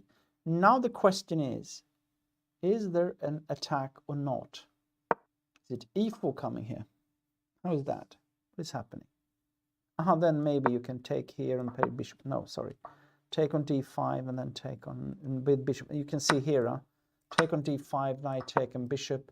You will get something back with queen b3 and so on. So this is not a great position for black. On the contrary, it might even be lost immediately. So, and look at this, Elon played this, take on e5. So now you really need to have something in your sleeve to Frederick here. Okay, let's say that you take it, take here. What about if, I think this sacrifice will come, and that then I think that maybe, because now you have one pawn for the, for the rook, if you take on d5, I mean, so even though you do not get back material immediately, you will still have a good position, because this is also weak.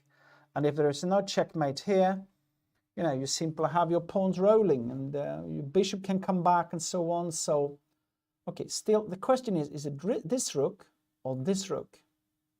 I don't know. But this sacrifice is for sure one key. Okay, can you take here?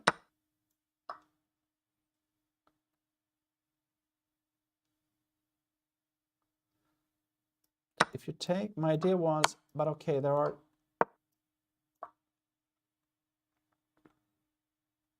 okay, but because, is there a draw?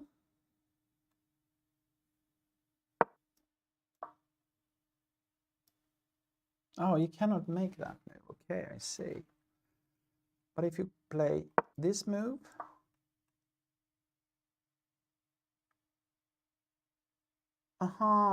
because my idea was I wanted to give a check on h4. That's the idea, and try to get a perpetual. But look at this, and that's why, and the queen is protecting this square. So that's why I wanted to start with rook be8, to get rid of this. But the problem is that after queen a3, check here, the queen can be in between. And suddenly, you know, you're simply a lot of pawns go down. So knight take e5. Now to Frederick, because that is why I wanted to place the queen on e6, you know, to protect this, you know, because now you really need to have something here, because otherwise you might simply lose the game immediately. So now it's now this is a really critical moment, you know, of the game. Oh my God. Like I said, the dangerous thing with this type of mix of structure and tactics is that, and so complex positions like this, is that, you know, if you make one mistake, you oversee some kind of little tactical finesse, like taking the pawn on e5, then you might lose immediately. And in this case, I have not found any convincing yet for black, but let's try out. Let's see what can it, because somehow it feels like it must be take here, and then somehow to push on here. So I still want to see this, you know. Okay, rook b e8. For me, that is like logical, and then try to push. And then queen a3 probably, something like that. So does he want to go for this move, king h8 maybe?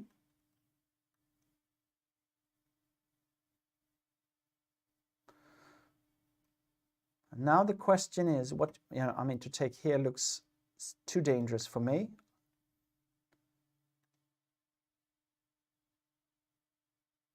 So okay, let's say you play rook d2 just to protect, that I think logical. And now you come up with your rook like this maybe.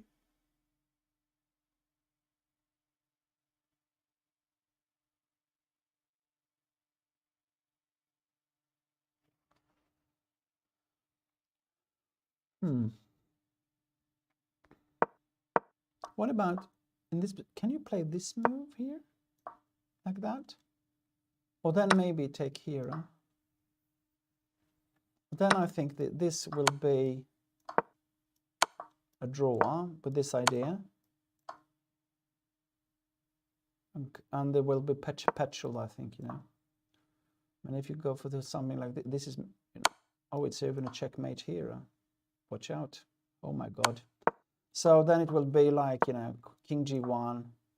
And from what I see, it's a, you know, can you go up with the rook here?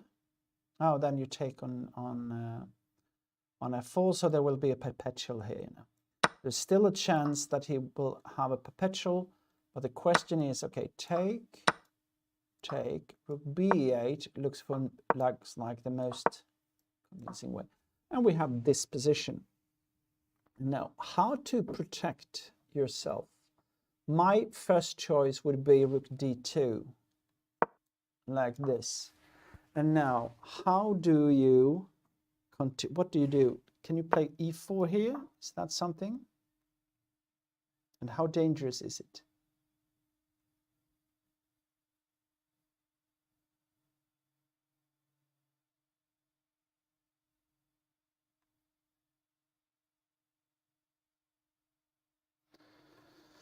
Let's say we go here. Can you take somewhere?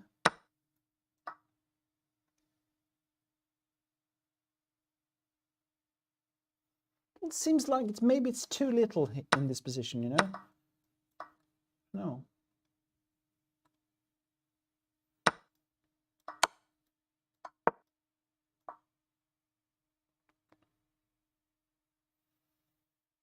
Oh, I think this is okay.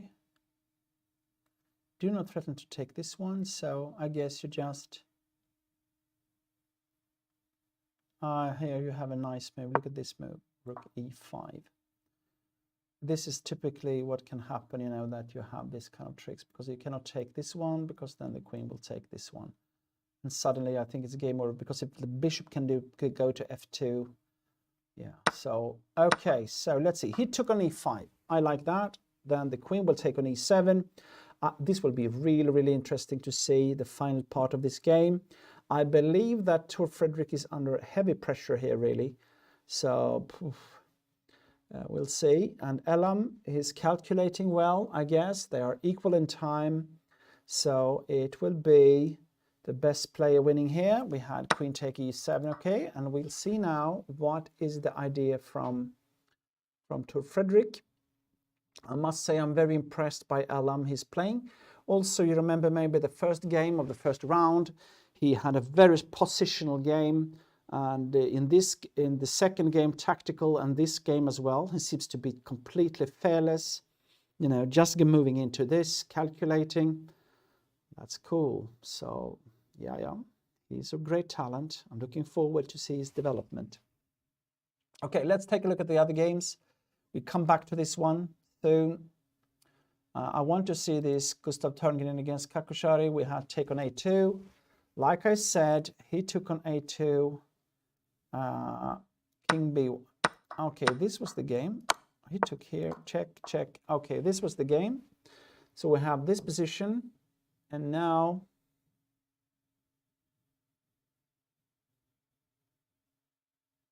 he took on g4.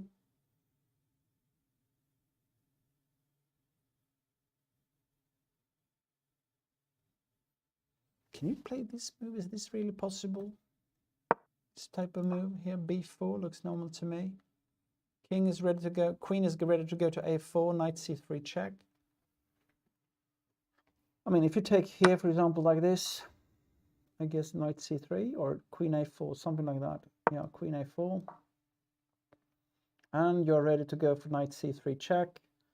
If you take back, and you have your rook ready to go to b8. Hard to say that I can't believe you can save this because there's no threats at all. The white pieces are on the wrong side of the board. You have these monster bishops here. Queen, king here alone. This will be a checkmate for sure. So, yeah. Now he's in deep trouble. I think Khan will make it. He will win quickly in this game. Okay, so let's go.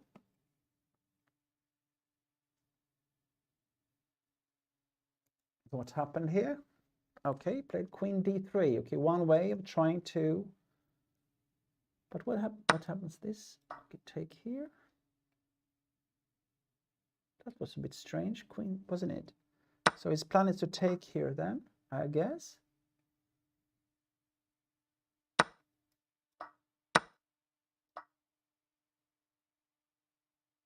But yeah, I thought about that. What is happening now? Can you take this one? Like that? Rook take. Knight take. Queen take. d5.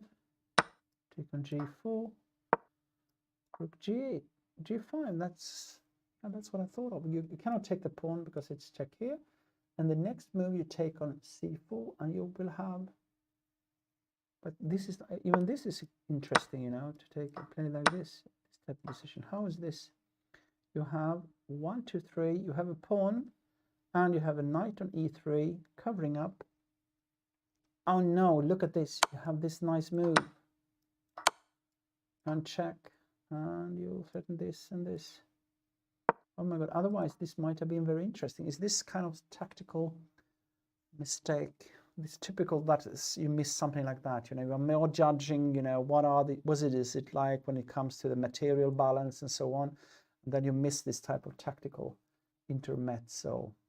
So easily done in this type of very, very strange structure. But I think e take d4 looks, but he played queen e7 instead. Then queen d3 might be good.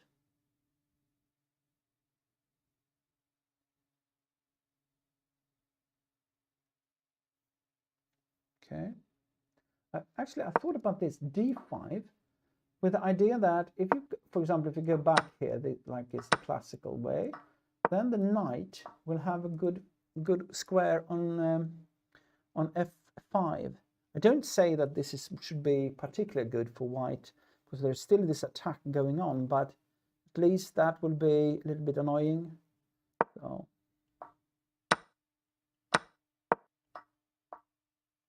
What do you do on there is also this, of course, this trick like that, How is this position? What is this like? Even though you have this pin, might not be so dangerous. Queen d1 can come down.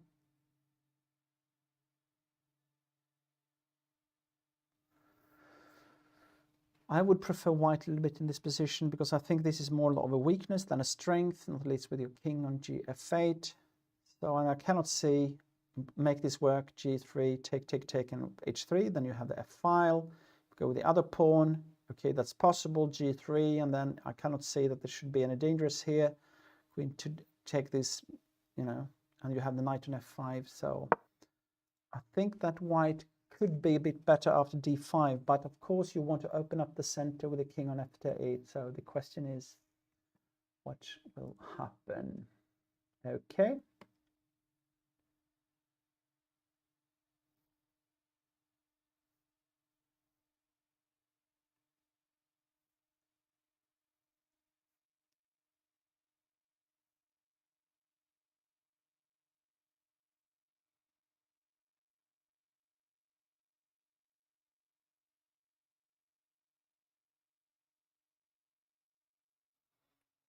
Let's see what more we have here. Do we have any interesting games? Here we have an interesting game.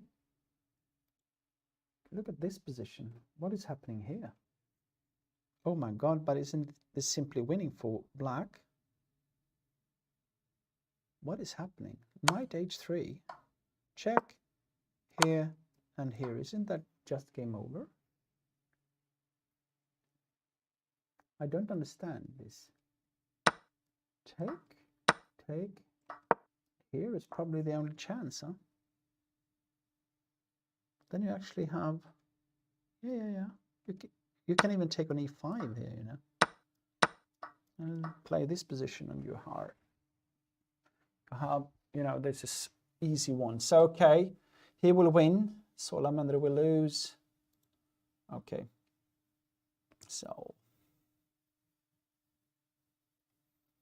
let's see, what have we got more? The other games. Edwin won against Vidar Gran. So Edwin is moving back up in the field. He lost yesterday. A terrible loss in a way. Had a good position against a player of 1500. Not, of course, much stronger than that, but still. And now we'll see here.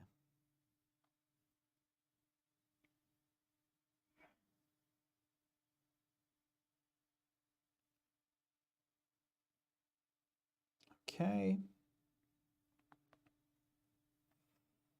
What is this? This is a really strange position as well. Look at this. We have from an, okay, materialistically, we have like white has got 5 pawns against 4. So white is up with a pawn. We have a white queen here. Okay, this is a weakness of here, of course, but look at this queen is strong, threatening to a2. The rook is here. Knight is here. I mean, what a messy position this is. This knight here is protected by the queen. That is, of course, good, yeah. So first I thought that this was really, really dangerous. So, okay, I'm sorry. I just need to check out here. 2 seconds.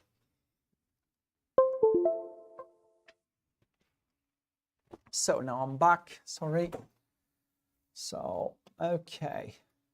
What interesting. Okay, but this move, 95.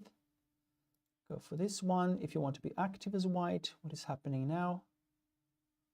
How to protect. There's a threat. I mean, if you need to play this move, that's logical in a way. Maybe you can give a check. But of course, if you give a check, you lose your protection of the c2 knight. So, oh my God, this is messy. Can you take on d4 now? Is this possible?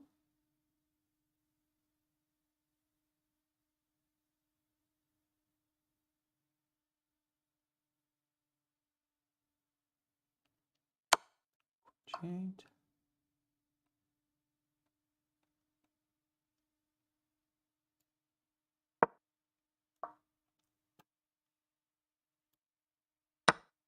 Okay, maybe, okay, we have some tricks here going on.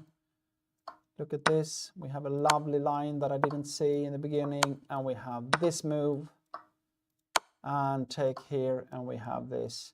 Oh, this is, but this is not easy to see, I can assure you. So, you know, knight g5 is it's dangerous to play, but on the other hand, if you do not do that, go for an attack, I think black can be very strong in this position, coming up with, you know, threatening to take on a2 with the queen, probably even. The rook can go to c3 or something like that. You have this pawn is under attack as well, so yeah. So here maybe you need to play like active with knight to g5 and maybe knight even to e4 and try to do something, but okay, this is hanging, so it's not possible. But knight g5 to go for this pawn, maybe you need to do that. But oof, very, very interesting. Look at it. Okay, black has got, Ludwig is playing so quickly. So of course that is the benefit, that he has a position not only on the board but actually on the clock as always. So Ludwig has got some more time. So okay, that is the hope for him, I guess. You know, but the question is now,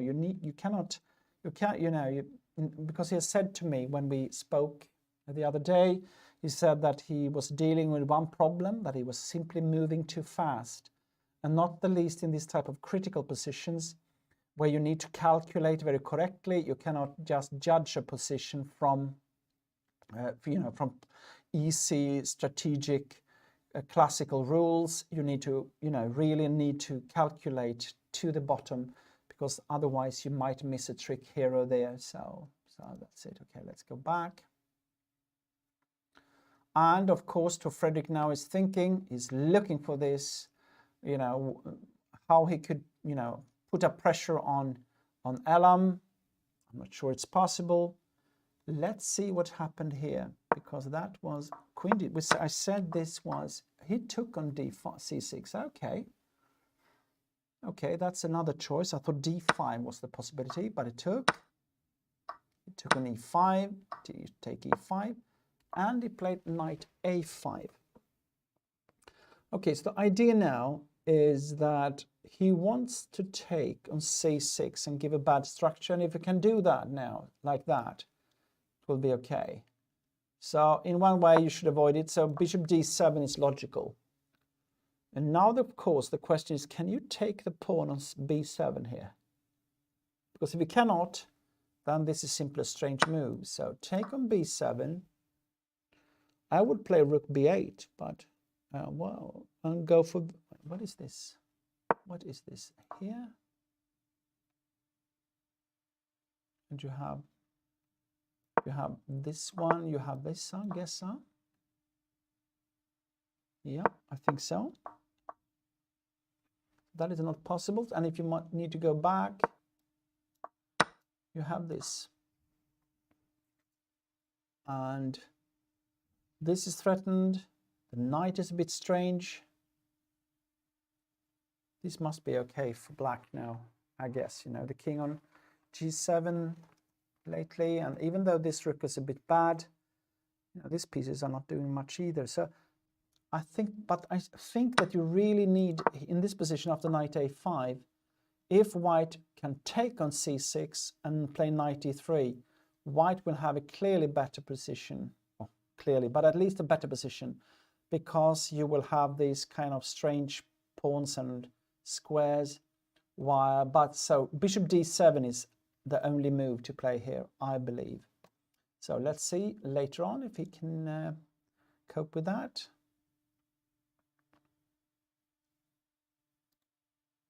No, he played. Now, can you take on c6? Okay, then you can take on d3. Okay, so take c6, take on d3, take on e7, king e7. Oh, how is this position? King e6. Actually, black might be okay here because, you know, if there is some activity going on. And this pawn is a bit weak. Rook will come around. I think this is okay. So, I don't know, rook d8. Okay, there is actually another option here. It's to go for this move. Queen c4 might be good. Because now the idea is that now you're supposed to take on c6. If you move it away, now you can probably take. Now I think it's, just take a look at this position. Yeah, take on b7. At least you have a better version than the other one. And now even maybe queen a6, because now you do not have the bishop to c8. But knight c5 also, because now you have a strong knight, you know, and maybe you can play something like this. I don't know. Okay, you have bishop b5. Sorry, I didn't see that move. Maybe you should play a4 then, simply, you know, like this. And how is this position? I don't know. Okay, interesting game, but I think that I played queen c4. That's a strong move, at least, I can assure you. So, interesting. I will follow this game as well. Oh, look at this. He took on f3. Yeah.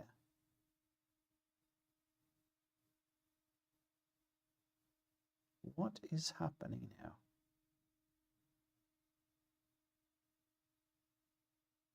What about rook to d7? Threatening to take on g7.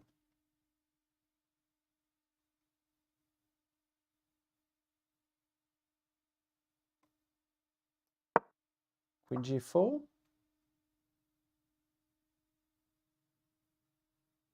Because now it's still this protection here. Isn't this, but I think we looked at this, huh? Here, here, go here and here. And here I couldn't see any follow-up of the attack. Is it e4 maybe? But then, yeah, okay.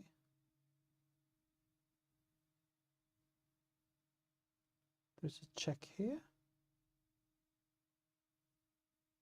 What more?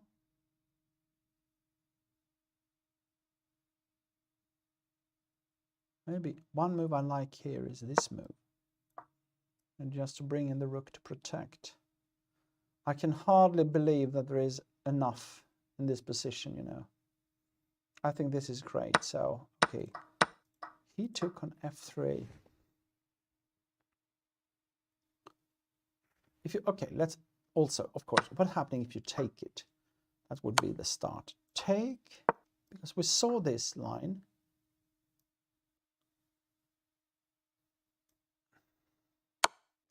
Check here. And now we saw that, maybe you remember, we saw this with rook b8 and queen a3. Okay, what about if you play this now? Okay, this is might be a better version actually. Because if you now go with the rook here, then you have this one. And now you do not have queen a3. And now even, you know, you have, this is hang. Okay, so I give up. This is not a good move. This is hanging as well, so rook a3 is not possible. Okay, maybe. Rook a3 was a really stupid move on me. I'm sorry. Okay, if you go back like this to go to g3, where is the compensation now? Should you go for this move just to make the rook a bit better?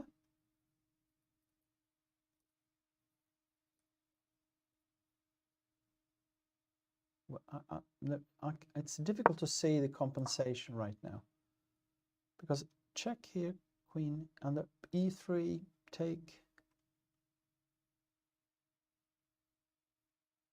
I feel that I think Elam is going to win this game, because I cannot see that there is enough compensation. If it's just a little bit cool, you know, it seems like he's winning. Okay, but still, you know, this is logical. Look, d7. I cannot believe anything else than this is the right stuff. Here.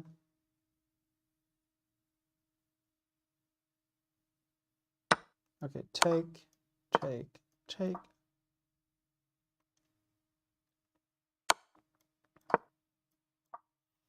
And where is the compensation?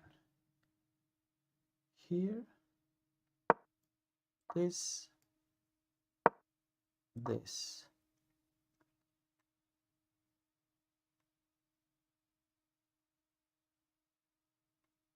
And what have you got here? I cannot even see any. I mean, is it e4? Maybe even just bishop d4, you know. Or queen g3, of course. Yeah, very easily. No, I think it's game over, more or less. I think that if he finds this move, so this is the critical situation. If he's just a bit, you know, on his toes here, Elam, he will win this game, I believe, because I cannot see the compensation here. Quite impressive, I must say, by this young Norwegian guy, playing so cool, playing different type of chess. We have seen different type of chess so far in this tournament. Had a bit of, you know, a worse opening yesterday against Hampus Sørensen, and you know, I would say that he should be quite lucky with a draw there, but that was due to the opening and to some strange stuff he did. After that, they started to play. He fought very well, and he managed to make a draw. So, okay, let's go back. We need to see what Elam will do. We will see that later on. Okay, so we had this. You can see here we had this rook d6, protecting the bishop on c6. Okay. He played queen b4. Looks okay, because now you're threatened to take on, you know, you're threatened to take on c6, and on rook take, you take on b7, and if you take with a pawn, you have a better structure. I am a bit impressed now by Krukenhäuser, because I think he has played some really, really good moves in this part of the game. I like this. But okay, so and b6, and you take on c6, take on c6, maybe even queen a4, you know, I don't know. Is there anything else? It's better. Okay, okay, maybe some small advantage. It's okay. Queen b4, this is the position. If you play this move, then is that, how is that? Our favorite idea. And if you take, then we are back to this one, this trick. And he will get into b2 and have no problem. So bishop d7. And if you take with the queen here, what's happening now? Okay, maybe, you know, even to go for, you know, I don't know, this is probably the right way. If bishop d7, you take here, and now at least you are behind, you know, maybe knight c4 or something like that, go for an at3 and so on. Okay, so bishop d7 might not work. b6 maybe is the best. This is probably something like this, I guess. And you play this position. Maybe queen, can you play queen c5 here? Is that possible to go for g3 or some tricks? I don't know. Okay, this is, what about this? Is this possible? I just need to check, you know, because if you take, my idea was here, was that if you take here, could you play this now? Take here, here, and I thought that maybe it's even this move here. And if you take the rook, there's a check. But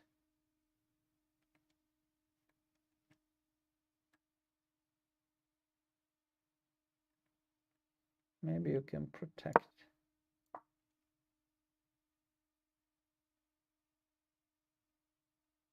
Maybe not enough. Still, it looked dangerous, you know, but the rook is hanging.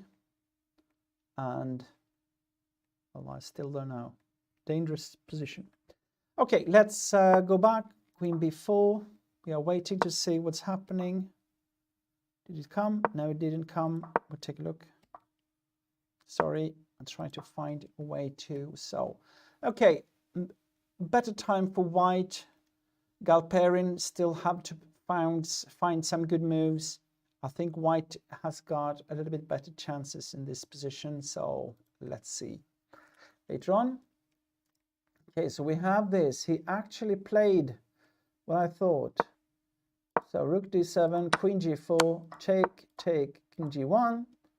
There will come a check on g4. He must play that one. King f2, and then I could not see how to proceed.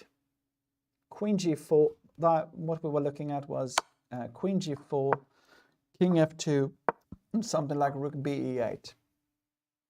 And now the key move is to go to a3 with the queen to protect, to go to g3. So there is no check on h4. So yeah, okay. Yep. Like that. So let's see what has happened here. Okay, that interesting position. Let's say this was the position here. And a4 came. That was a surprise. Why didn't he go for b4? For me, that was so logical, but okay. So now, if you take this one here, and then you go for something like 96. But he played this move. That was strange. Can you not just play a3 even? Yeah, he played a3. Now, if you take this one, you have this move. Huh? And if you go here, you probably can play something like this. And let's checkmate here and threaten on this one. Yeah, it's game over. So, okay. Queen f5, take, and here he played. Okay. So now he's threatening the rook on d5. He threatens to take a take b2. If you try something to do like something like that, you can take, and give a check. And if it's this, it's checkmate. And if you go to c1, there's a check. So yeah, this is game over, I guess. Yeah, he actually he gave up. So okay, quite impressive and quite an easy win for Khan in this game. Gustav Törngren came wrong in the opening, I guess, already somewhere, and yeah, simply problems. Okay, so Tor Fredrik choose rook c8 to try to get some threats on c2. So maybe this is the best tryout, because you know, now you bring in the rook maybe somehow, but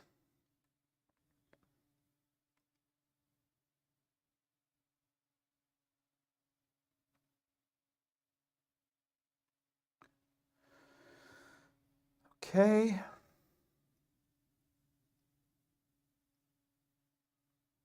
What is happening here? If you play, this is a logical move, isn't it?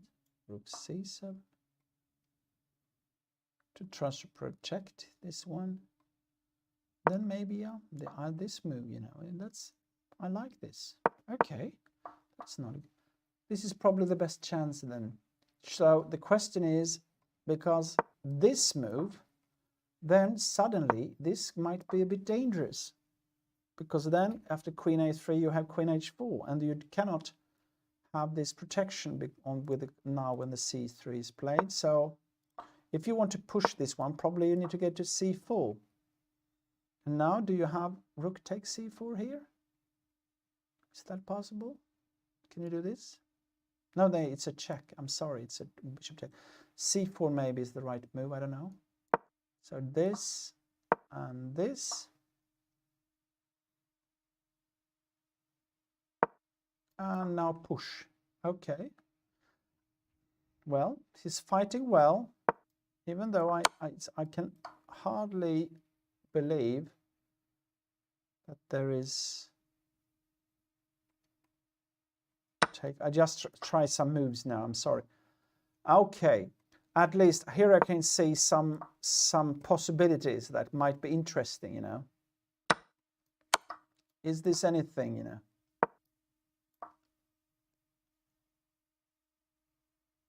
What is happening here? Should you go for G3? Rook F3, maybe? This one?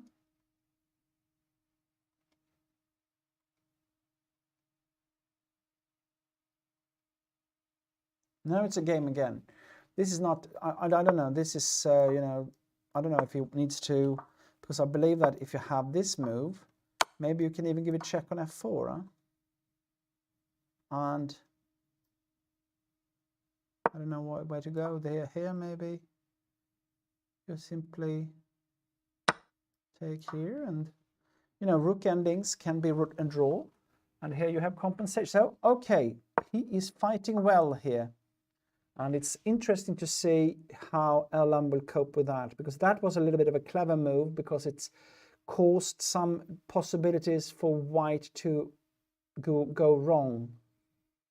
Another move, you know, this move, what about this move? What is happening here?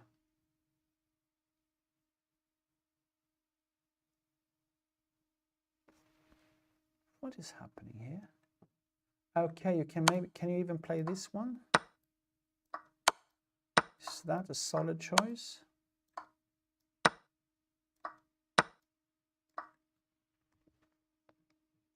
But, you know, at least now you have 2 pawns that can be pushed, you know, and, you know, here you can continue for a long time. So I really like this rook bc8. I'm sure this was the best chance. And this is really challenging Elam to find the right continuation. So, okay.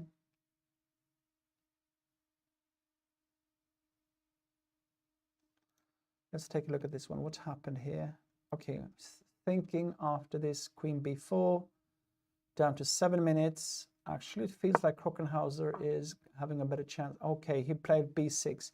Now, from my analyze, take on c6, rook take on queen a4 to go for this pawn is maybe at least what you should do. Yeah, you should take this one. I'm sure you take this one. Rook take. Yeah. Must be this move, I think. Because take here, I cannot say that you have any real advantage, you know, this ending. So I think this is the right way to do it. Okay, this move maybe. That was interesting. This move, is that possible? What a strange move, but I like this move. Because the idea is that if you change like this, look at the position now. Threatening this must be taken. And you have this weakness here. This knight is ready. I really like this, actually. Take on e4, take on c7, no doubt white is on. So this I like. See if this is possible. Take, and knight e3. What about a5? Is that, yeah, move the rook or something like that? I don't know. Here. What's happening now? Take. What is this position like? Now, this should be a bit better for white, I think. Okay, the king cannot go to e6 because it's a check on g7, so probably have to go to f8. And now, maybe, okay, this is take here. I don't know.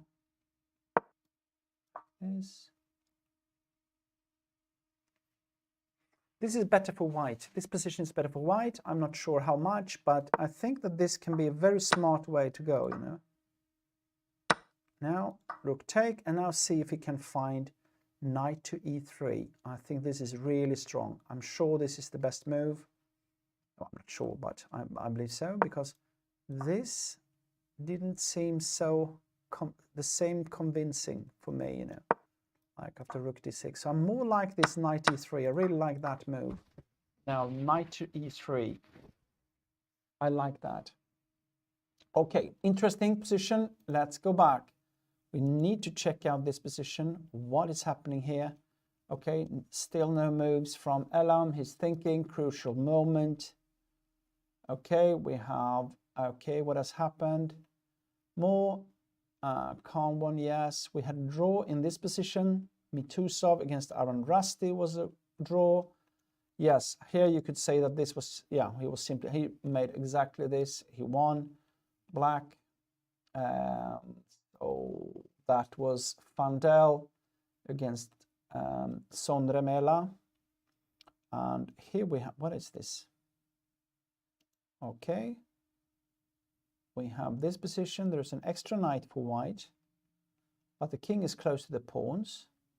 So here you simply have to find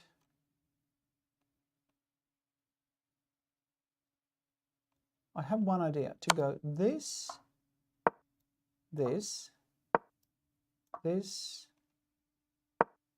this, go here, here, and here. What about this position? Because now the pawn cannot be pushed, but look at this, and the king is in time to protect the knight. And now white will win because you do not, never you can play a5. Oh well, white is winning. So okay, so if he finds this, he will win. So he just needs to find this maneuver and he will win. I guess. Yeah, always this idea, just to put the knight on. Or maybe there are other wins as well. You know, he played knight f7. Okay, king c3. a3.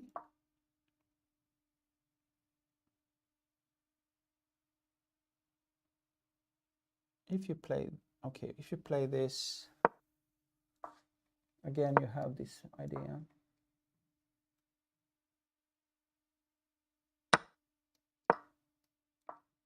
On the king clamp. Okay, he will win this, Ludwig, I'm sure. He played c4. Interesting. And now we had this idea that we looked at earlier on. Let's make this a little bit more. This. This.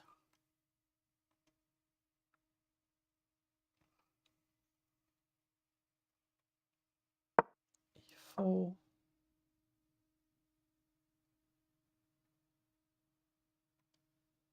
Queen g3.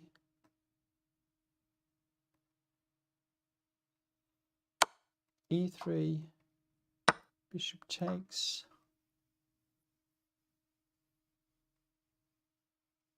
And knight h5. That was what I think we looked at. At least this was some kind of problems. Can you play this move? Is it queen h4 then? No. It's really crazy now because I'm you know, there are still some very nasty tricks now for black, you know, because take here, suddenly you have threats on this one.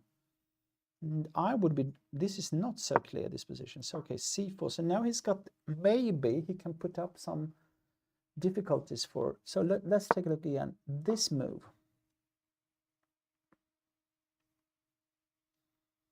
Queen, yeah, this is, I like this. Because what has happened after c4 is that you take away the check on c4. And queen a3, e4, this is quite, you know, this is dangerous, really dangerous position.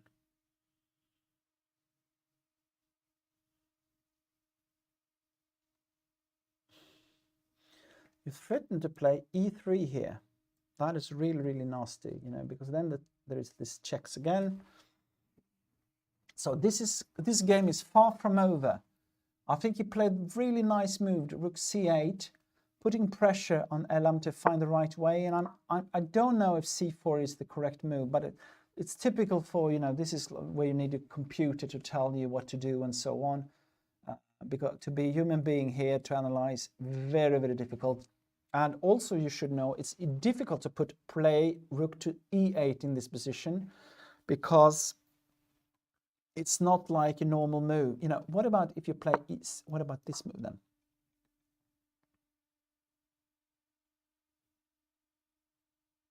Then maybe this move. Okay, this is maybe, you know, no, this was a big problem. So you cannot play e4. So that's why you need to start with this move to release the pressure a bit. You know, this, and this, and now you also threatens to push the pawn a bit more. So I think rook c8 is absolutely crucial in this. Okay, sorry. I think rook c8 is crucial in this position. Otherwise, no, because yeah, this is crucial. Rook c8. See if we'll find it. Then there will be a very interesting final part of this game. Let's see.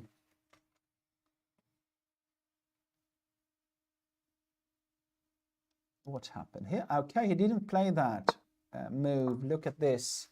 Krockenhäuser against Kalperin. We had this, queen a4. No, he played queen a4 here. I think that knight e3 was very strong. But he played queen a4, rook d6, took on a7, and queen d7 was played. For sure you have some compensation here with black. The question is, how can white proceed here? Should it be knight e3 here?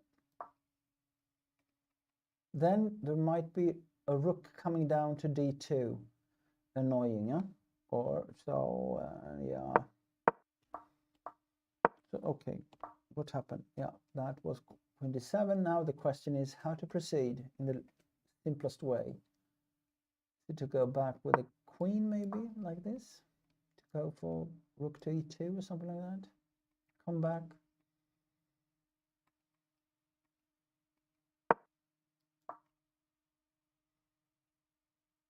I don't know.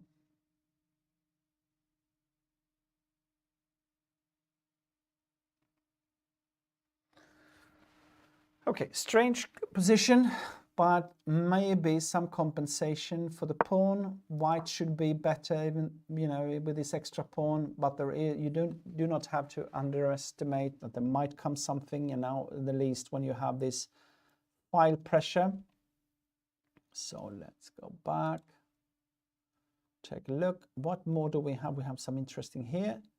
Okay, we have Ludwig. He is winning, of course, easily. You know, this is, yeah. So with that, what more do we have? We have here Hugo Wernberg. What is happening in this game? Isn't simply white good in this position? What is happening here? Because Hugo has got quite more elo than his opponent. But okay. So how do you proceed? If you take, then you guess you push on with the rook take, or do you take with a knight? I don't know. Take with a knight is in a way, but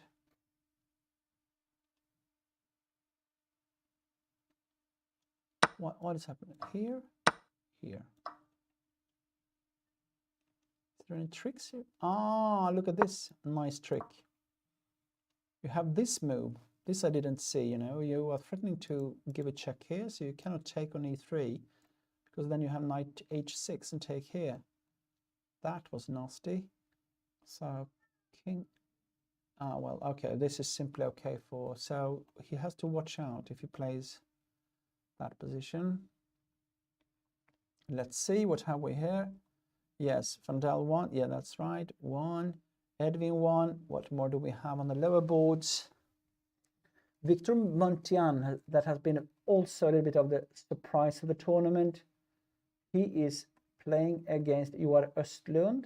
That is, you know, quite more in rating. But look at this position. We have, what do we, okay, we have one piece up for, is one piece up for white, for black, I mean.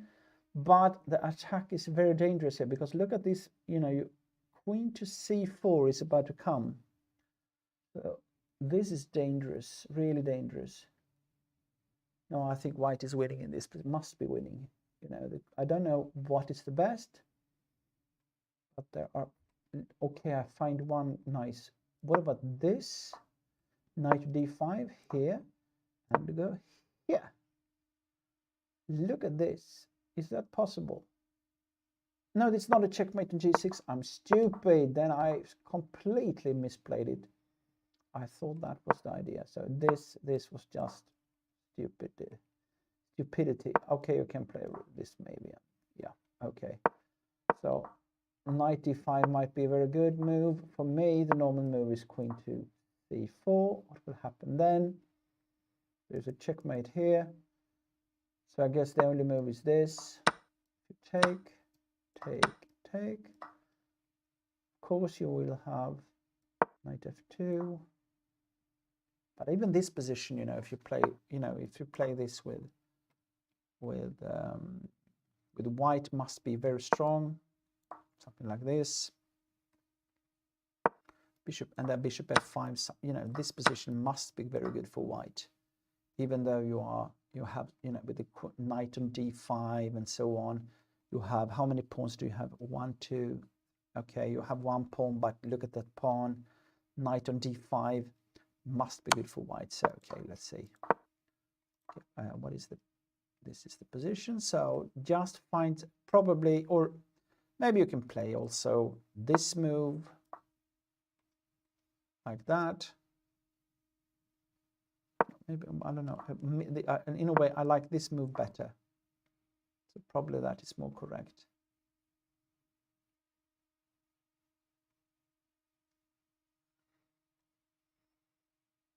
Okay, still some fight, but it feels like white must have a fantastic compensation for the piece. So I guess it will. Okay, what has happened here? What is happening here? What has happened? What did he play? c4. He didn't find this. Rook be8. Okay, he played rook f6. Okay, now check.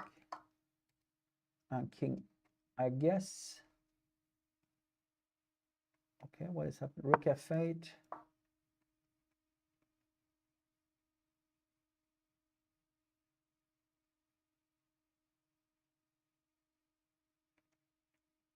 What is happening? Queen d1.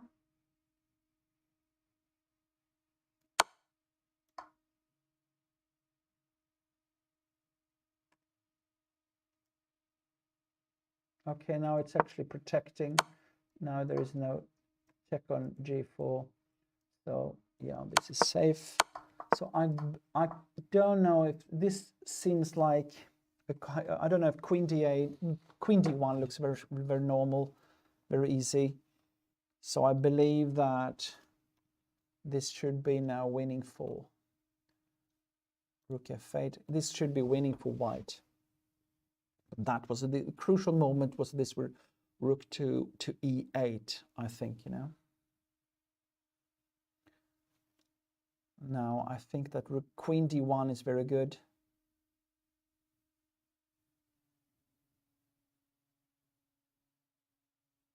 Queen d1 must be very good. Maybe there are other moves, but yeah.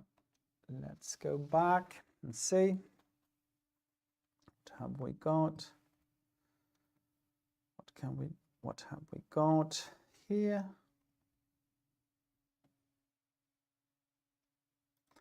Let's go back to this game. H8. Okay. And if you, what happened in last moves? Okay, take here, check this. Yeah, that's logical. Now, can you give a check on f5 here? And you need to go here, huh? To protect, because you need to keep up. And now move your queen to a good square. Probably a3. Okay. Rook d2 maybe. Ah, this is hanging actually. Maybe you can take this one. It looks dangerous, but you know, if you win a pawn, that might be the best move. This might be a good move here, you know. Take this pawn. Now, where is the attack? Where is the compensation for this pawn? Cannot really see it, you know. He played Queen D1. Well done by Elam. And now Queen H4, King G1. I know, piece up, and you have very little compensation here, you know. So probably it's just game over. So that's let's take a look at the other games. Again, I want to look at a little bit of the lower. What happened here? Just need to, okay, so what happened? Take even knight, take e5, queen take f5, knight g4. He played king f8. This was actually happening. Now he took on h6. Isn't this quite dangerous? Oh, what? He's a pawn up now. So we can actually just play safe. Well, I mean, if you play, you know, queen, what queen g6 or something like that. You probably have to go back here. Huh? The problem now is that if you take on e3, there's f take e3. I think white is simply a pawn up and has got a better position. So tough game for Hugo. He needs to play well now if we're going to make it.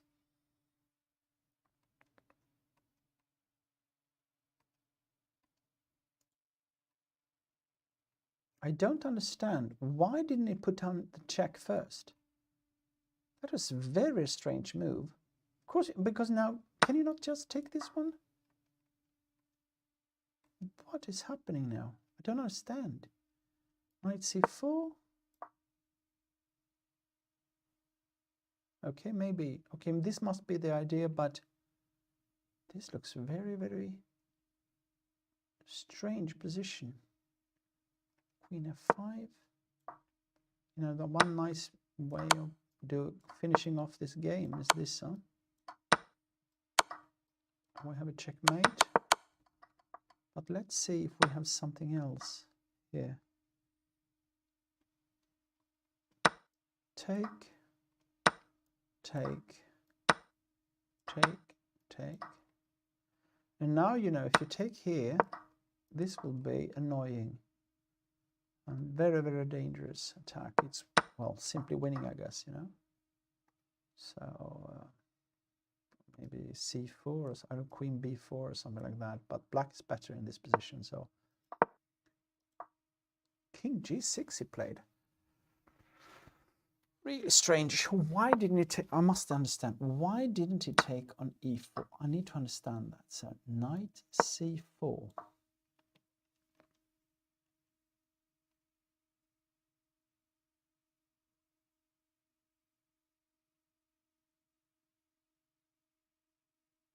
Even this move is interesting.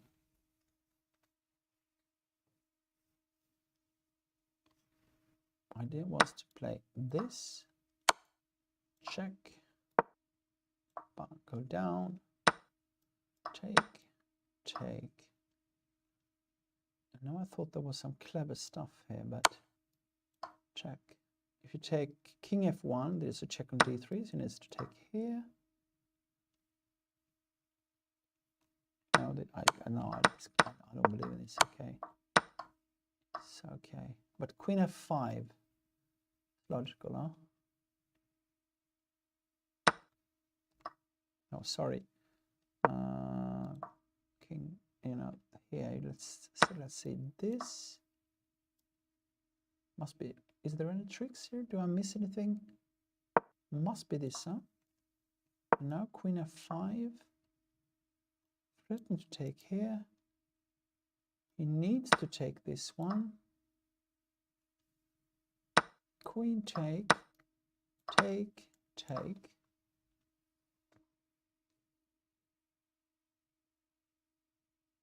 I believe you have to play this, but how is this position if you swap queens here? Black has got But the pawn structure can start push maybe d5 and the rook behind and just go. So queen, that was a very, very strange move, because now again white can, you know, protect this one maybe with queen b4 or something like that. And yeah, okay,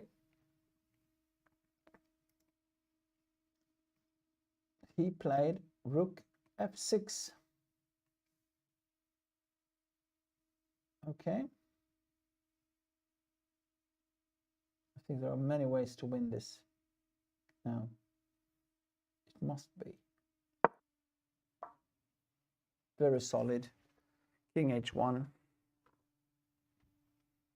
There's no real attack. I mean, you can even protect this one if you play like, if you move this, you have like a check here, and you swap coins. So I think Tor Fredrik will actually give up very soon, because there is no real, it's nothing really that you can do. Always this check here, swapping pieces. e4, let's have this, a look at this. What about bishop d8 simply, you know? Because I cannot really see that there is not, yeah, this is just, okay. This is ridiculous. So, very impressive by Elam. Very impressive. He is calculating well, and he is not afraid of anything, just playing on. He is really a contender to be the tournament winner. So what is here? What happened? Happened in this position that we had here. King f8. He played knight e5, rook f2. Yeah, that was well done. Well done. I like this. a4. Okay, check, check. But now it's completely over this game, I guess. White is easily winning. So, okay.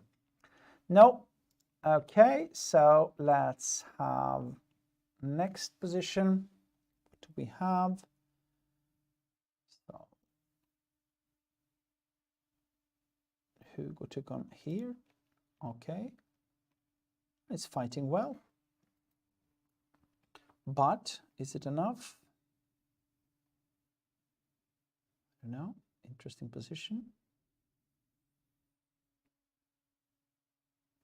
Well, okay. Still, it seems like white should be better, but you know, maybe some move like I like this move, you know, to just to protect from queen to rook to here, and if you take on g5. You have take on e1 and check here. That was the idea, you know. Take, but then you have this one, but maybe, okay, this one. Ah, yeah, this one, yeah.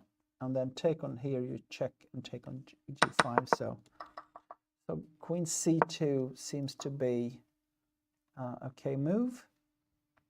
And then I don't know. Let's take it. Let's see what more we got. Okay, it came. Check on d8. Okay, queen d8. Okay, take, and it is game over. He will resign in this position for sure. There is no tricks. You have the pair of bishops. Of course, you can play with, you know, e4, but you know, with the bishop on b6, there are no real way to get any counterplay. So I think he will resign now. Okay, so let's move on. Now this move, okay.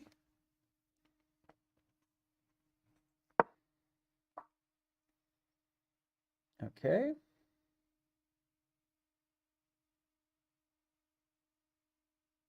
Now, this is of course, you know, so this is a bit dangerous now, I feel. Because can you not simply take here? Still this knight c4 maybe. Okay, then it's not so clear maybe. Maybe you can play g3. I was a little bit afraid of that, but okay, g3. Let's take a look. g3, take an e4, knight c4.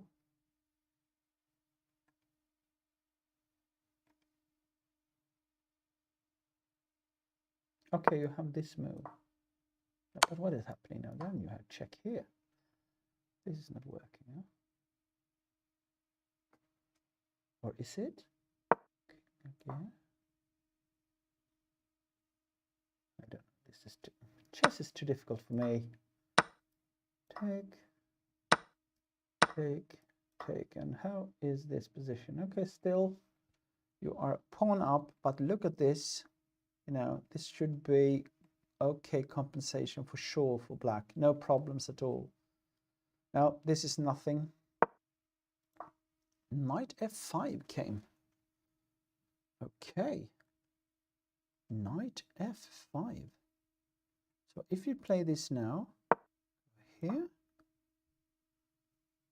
what is that? Is it, does he want to go for this now? So,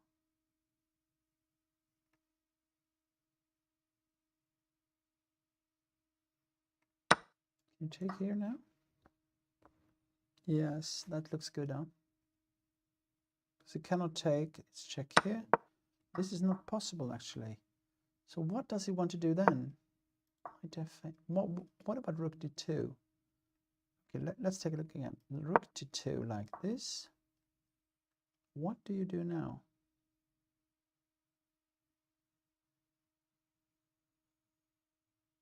I mean, this, can you play this again? Take here? I believe you can. Because if you take on e4, it's a checkmate on d1. Take on d2, we have even queen take d2. No.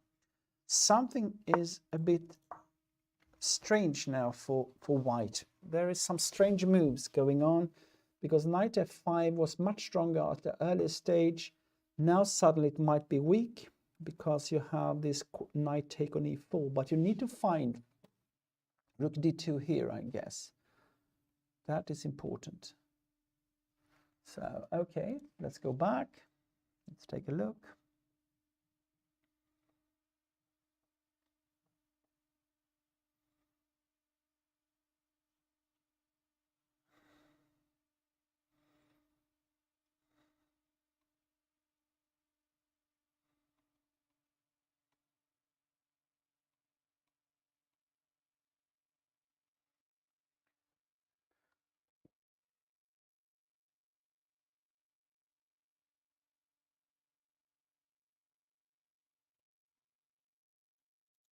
Take a look here. I just want to check one thing. Because now I wanted to play queen c2 to rule out rook f5. But what is happening if you give a check here now? What is happening now?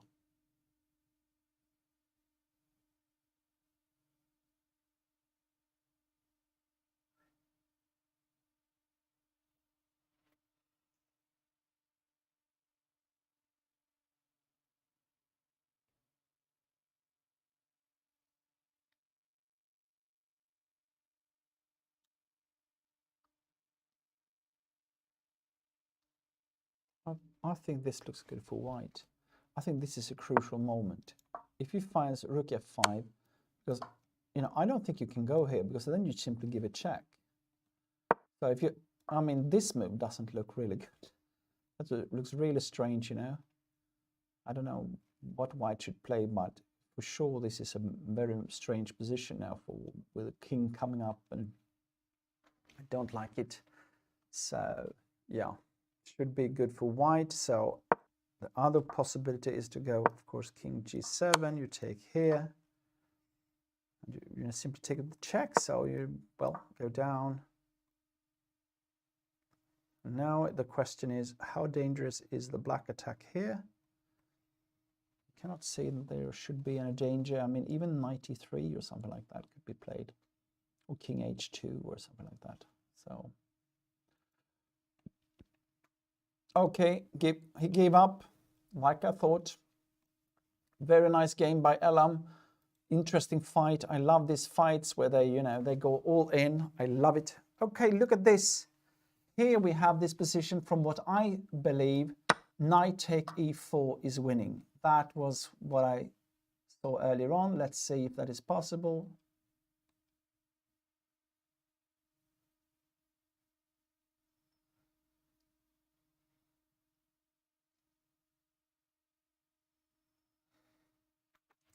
black is simply winning. So, okay. What a turnover for this game, you know. We had Krockenhäuser that seemed to be on the verge of winning if I had found 93 in the crucial position, and now suddenly I think knight take e4, this knight okay, I'm sorry, this knight here is not strong anymore like it was in the other positions we had. So yeah, okay, what more do we have? This happened actually exactly this in Hugo Wernberg's game. Now white, I think, is winning if white is playing correctly for the following moves. Actually, I like this move actually, king h2, you know, I like that. Because just, you know, covering up, taking away the threats on this pawn, and the king is in danger. You can move out your queen somewhere. So, but of course, you know, now in time trouble, you have, okay, 10 minutes left for white, 6 for black. Okay, let's look at the other games here. What have we got more on the lower boards? We have, okay, here we have a position. This seems to be, must be winning for white. Fantastic, you know, h5 or something like that. With h6, white will win. You have an extra, you can have a rook for a bishop and a pawn, but look at the black squares. It must be winning for white somehow. So h5, what to do after h5.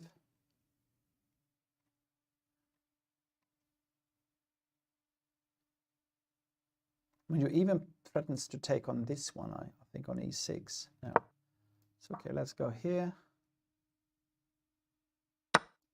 Take.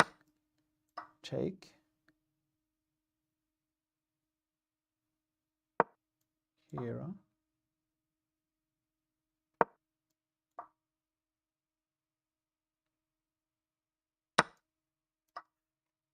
Look at these tricks. There's some tricks here. You cannot take back. Go here, you have a check here, and take this queen. I like this. This is typical small tactics that will queen f8. And now, from what I saw, this is winning, to take here. If you give it check, now that this rook is hanging, then in this position I thought this was winning immediately, but rook queen h6, yeah, this is, you know, this check here, and then rook h3. So okay, so let's see here. He found it, knight take on e4, and now I think white will have a tough time here, because I couldn't see any way for white to continue right now. What have we got on the time? 4:40. Okay, it's still, you know, some small time problems for both women, but this should be okay for.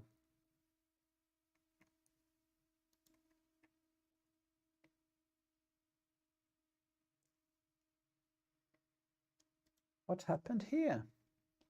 I think he survived somehow a bit better than I thought. What happened in this game? What happened in this game? I mean, look at king h8, 93, knight e3. Why did he play knight e3? King h2, I thought was the right move. This was a really strange move for me. Knight e3, because you know, this is attacking piece. Knight e3, rook g8. Okay, yeah. Get rid of the rook. Now you get the chance. Took. And now, I mean, you have some, you know, your strong knight on f4, threatening to take this pawn. This is something completely different. Why did he play knight e3? This is so strange to me. I don't understand that, because I cannot see that there are really any real danger. I mean, okay, you play this move. How do you continue in this position with black? What is the threat that he was afraid of here? I don't understand. I don't understand. So this point, but now this is good move, you know. Something like this, just to put some pressure.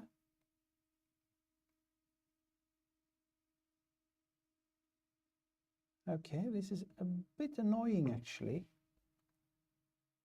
Because now you're threatening to play rook to e1. So now maybe you need to play this. But now the king is out of this long file. So now maybe after this you can simply play this move. And then it's something else, huh? Yeah, this is something else. So I believe knight e3 was a mistake. And now I think it's an even game again. Because in this type of positions, it's not about the pawns, you know, an extra pawn. Because look at the weaknesses, and the knight is so strong. You need to be active. The knight and the queen are very strong together. They are, you know, good combination when it comes to attacking. So here I would even prefer to play black. So I think Hugo has turned the table. So very interesting to follow the okay, what happened? Yeah, I must check this here. Okay, he checked. What happened was that here he took an e4, came a check, he go back. Okay.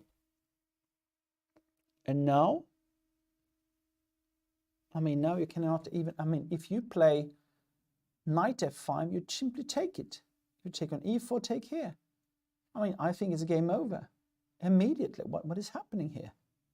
So strange. No, this is it. He can give up now. What a strange finish for this game.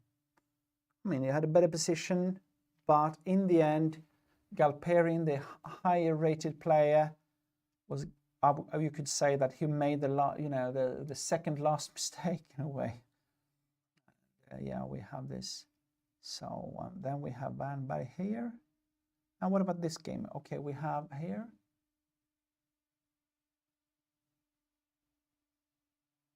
What about this position here?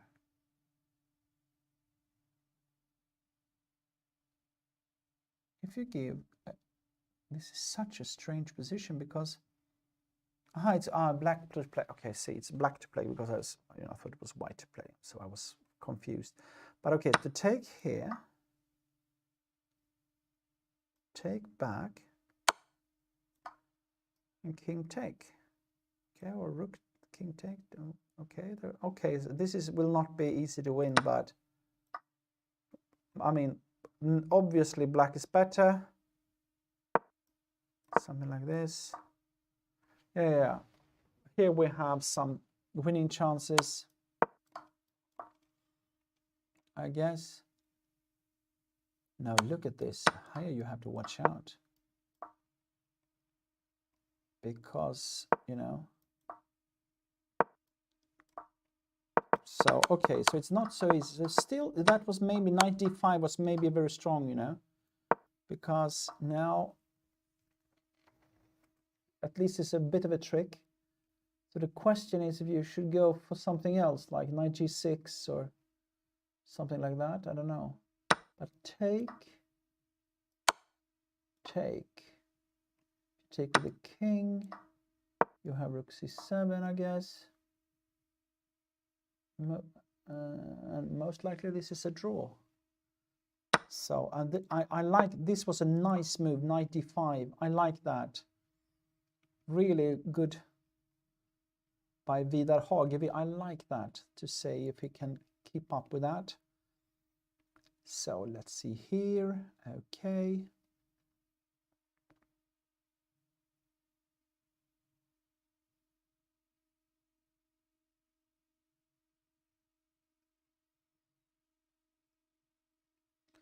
See what have we got here. Okay, we have Tore Fernov against Oscar Morell. What is this like? This position, let's calculate. We have an extra pawn for white, but we have this pawn here, and we have also the bishop against the knight. So, okay.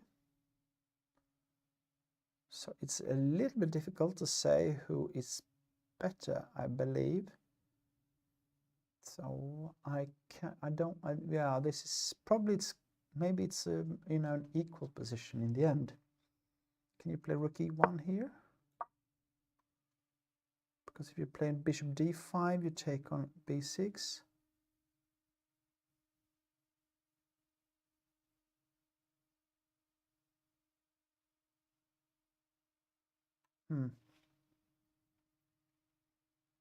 Well, is this possible? I had some strange idea that you could play this move. This is probably over the top, you know. Oh, well. Okay, too complicated for me. Okay, so this is the position. I believe rook e1. It's okay, it's normal, because if you take it, I do not like that really, because then you have a strange, you know, a strange situation with the rook a bit away from the pawn, so maybe even take with it like this. And then you go with you push here. If you go like this, you maybe even play rook b7 and rook b3 to get for this, go for this one. So, okay, he played rook e1. Well done. Okay, now the question is, because you cannot play this move, then knight b6. So if you do not find this move, because this move, what is happening then?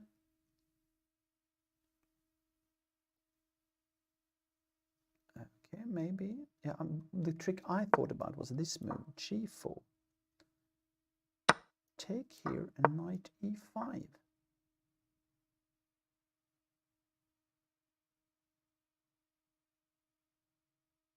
And now you have problems with black, so don't like this. Is this not over yet?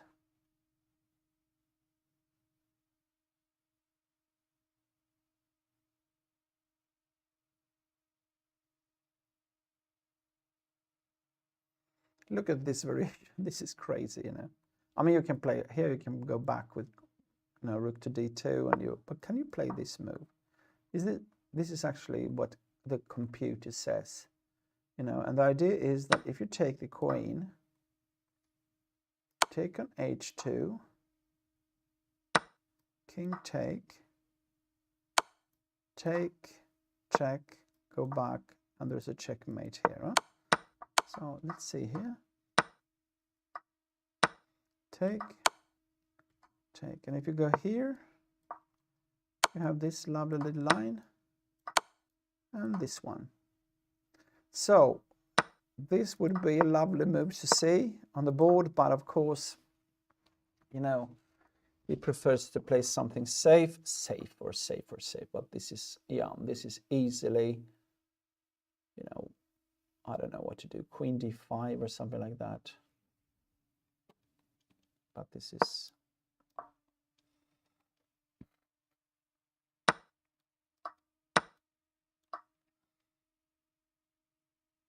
again, we have this g3 trick. Okay, no. Okay.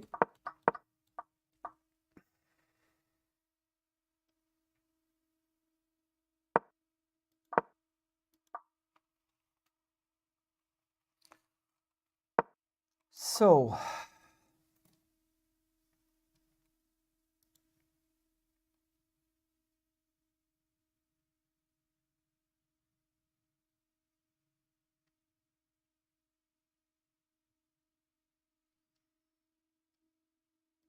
let's see what we have got now.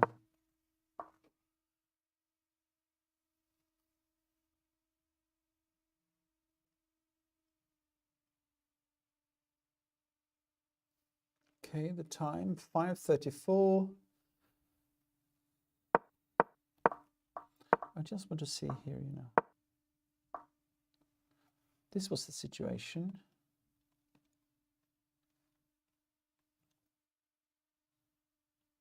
why can you start to push your pawn here? Is that possible? You know, a through a4, for example, is that possible to play? Maybe the queen can come out, you know.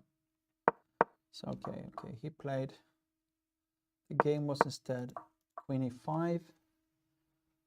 Well, most likely this game will end in a draw. That's my feeling right now. Because, you know, if white comes out with his queen, you know, even if you grab the a2 pawn, there will most likely be perpetual checks. And now it's black actually who threatens to give perpetuals.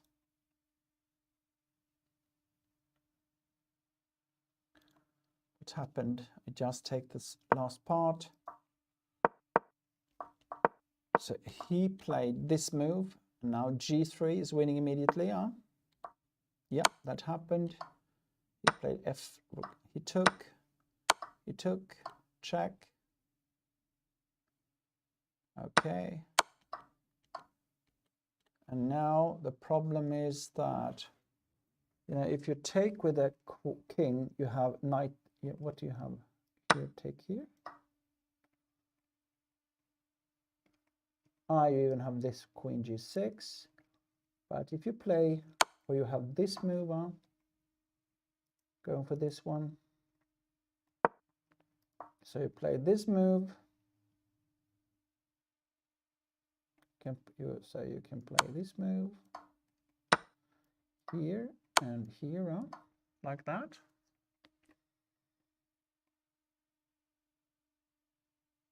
And it's game over. Okay.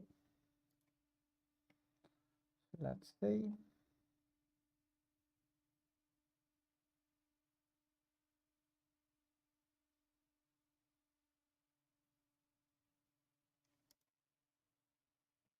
Did you play a smart move here? King f5. We had this position here. Rook c6, rook d6, rook c7. But this is strange because here could you... No, okay.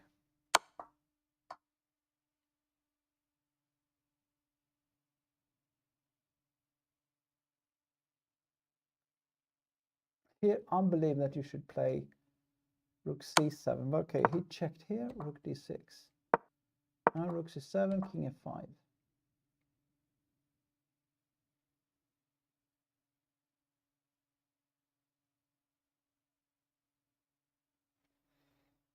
And if you take here, g6, what about this position?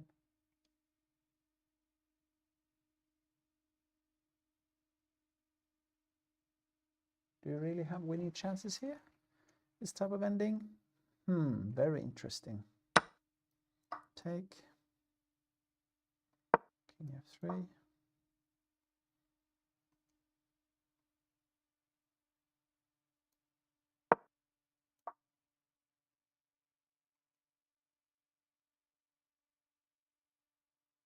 If it is black to move, white, yeah, okay.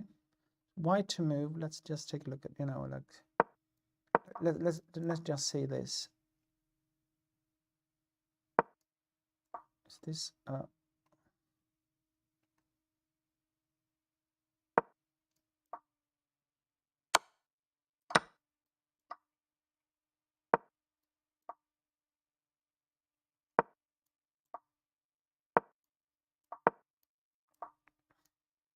now you have to watch out, huh? So this is probably not possible to win. Now you need to go here. You probably go here, huh?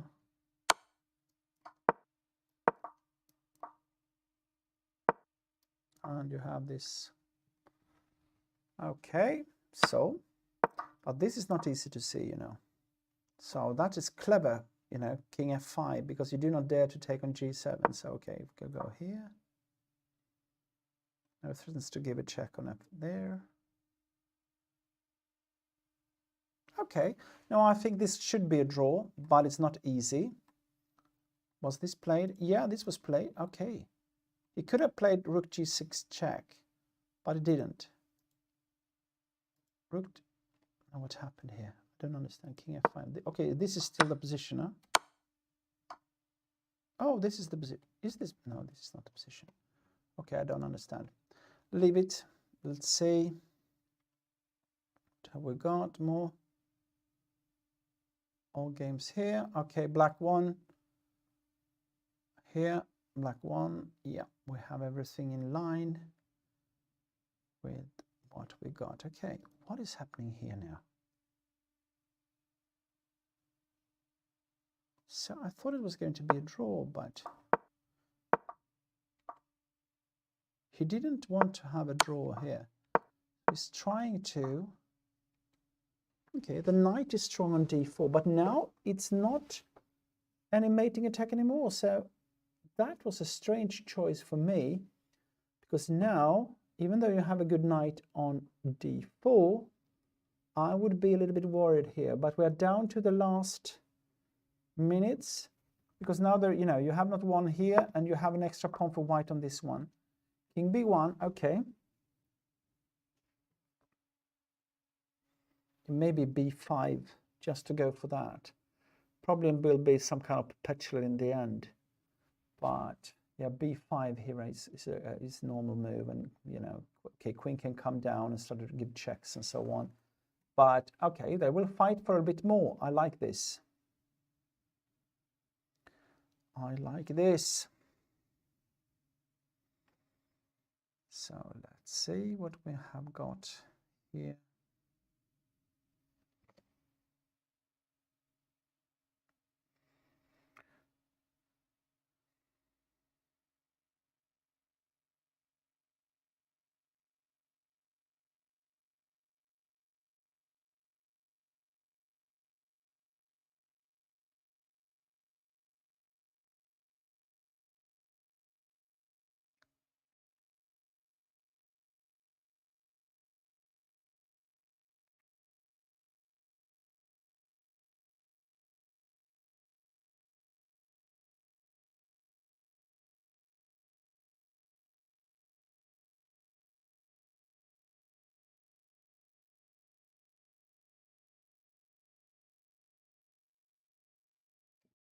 Okay.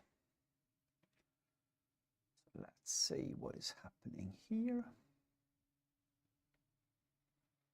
What is happening here? What happened in this game? So we had this. Okay, it went like this because I was not sure. And now we have this. What about that? Is that a correct move?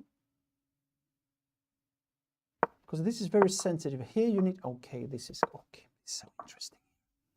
Because here you really need to understand what is the right way to do it. b4 came, and that, because this, now if, okay, this can be a very, very sensitive situation here, you know. Black has got an extra move on this side. I believe that maybe b5 can be very strong here. Or a5, let's see. No. b5 was, no, not b5. Let's see, what about a5? What's happening here? B take, B take, B take. Now what is happening? If you play,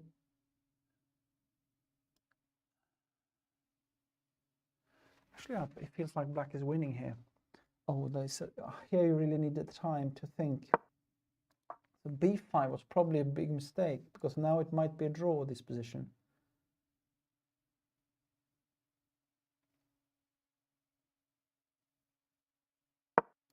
h4, h6.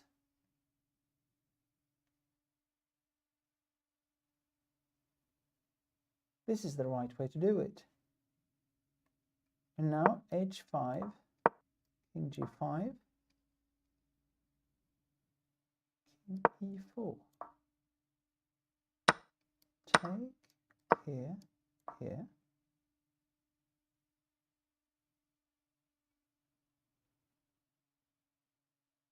Okay, strange. It's so difficult with chess, you know, you even play this kind of simple, you know, pawn endings, and you do not really know how to calculate it correctly, so I don't understand this. What happened now? A3 came. Okay, that's normal. I think you should play, okay, so you play H6 now, like this. And King E2. Can you play King here? Aha, with F3 now, you will actually make a draw, I guess. So, here you can make a draw probably. This, let's see what happened.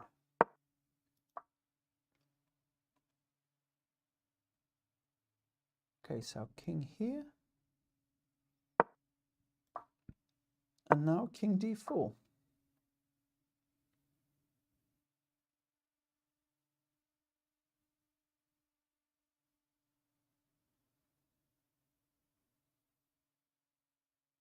No, I think it's a draw because of this.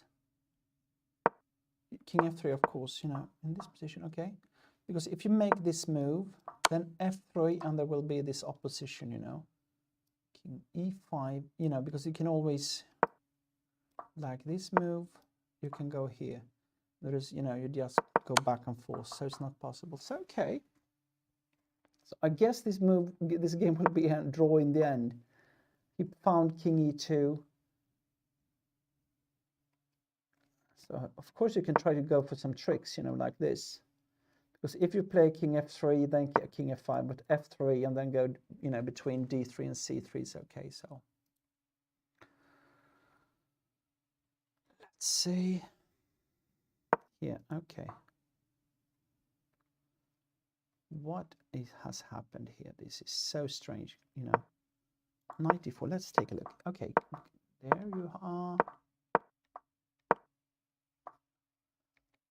Now it feels like white again has got some chances. I don't know. I wanted him to play B5 and start to push, you know, in this position.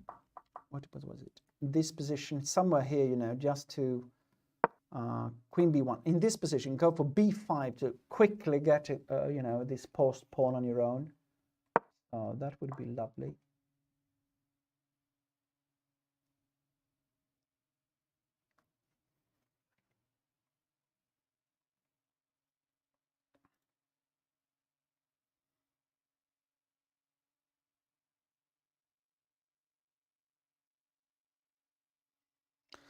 So, what is that? Oh, that is from the other round. And Julia won against Oliver. That's good for her. Nice. And we have here Matteus won. That's nice. Oscar lost this game. That was a bit of a surprise. What happened? That was the crucial moment. What happened here? Okay, this. Here. Bishop F5. Okay, let's see what he played. Knight E5. DC7. G4, yes. Okay. F5. Okay. Yeah, that was what he was playing quite well here. Fair enough. Okay, look at this. There is a checkmate coming. And 95. Okay. Oh, Oscar. Too bad. Let's see how his brother did. His brother is Ludwig Morell. He played a draw against William Johansson. That's okay. So, okay. So we have one final game left, and that will be a draw from what on this game. We'll see. I still think this game will be a draw, but actually Hugo will have to fight a bit. Is there a check on B7? Actually, I'll just take a look at this one. Can you give a check on C8 and give, you know, to get this pawn? Then maybe it's a win, you know, this position, you know, to give a check here. And now, you know, if you go up with a king, you just simply take a pawn more. I don't know if there is any, so Queen E8. maybe take here. Okay, check here. Is there any perpetual in this position?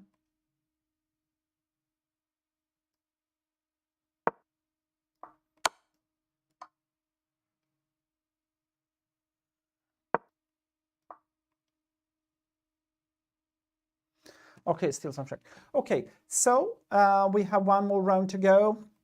We have a very interesting continuation of this tournament. We have Elam now that has moved to the top group because it was a draw on the first board. He won his game. Vignir Vatnar also, so we will have Vignir Vatnar, Tor Fredrik against Sonis and Blueberger. I'm really looking forward to that. We have Galperin moving up, winning a game that was a bit strange. Khan is coming closer, so do not miss to follow us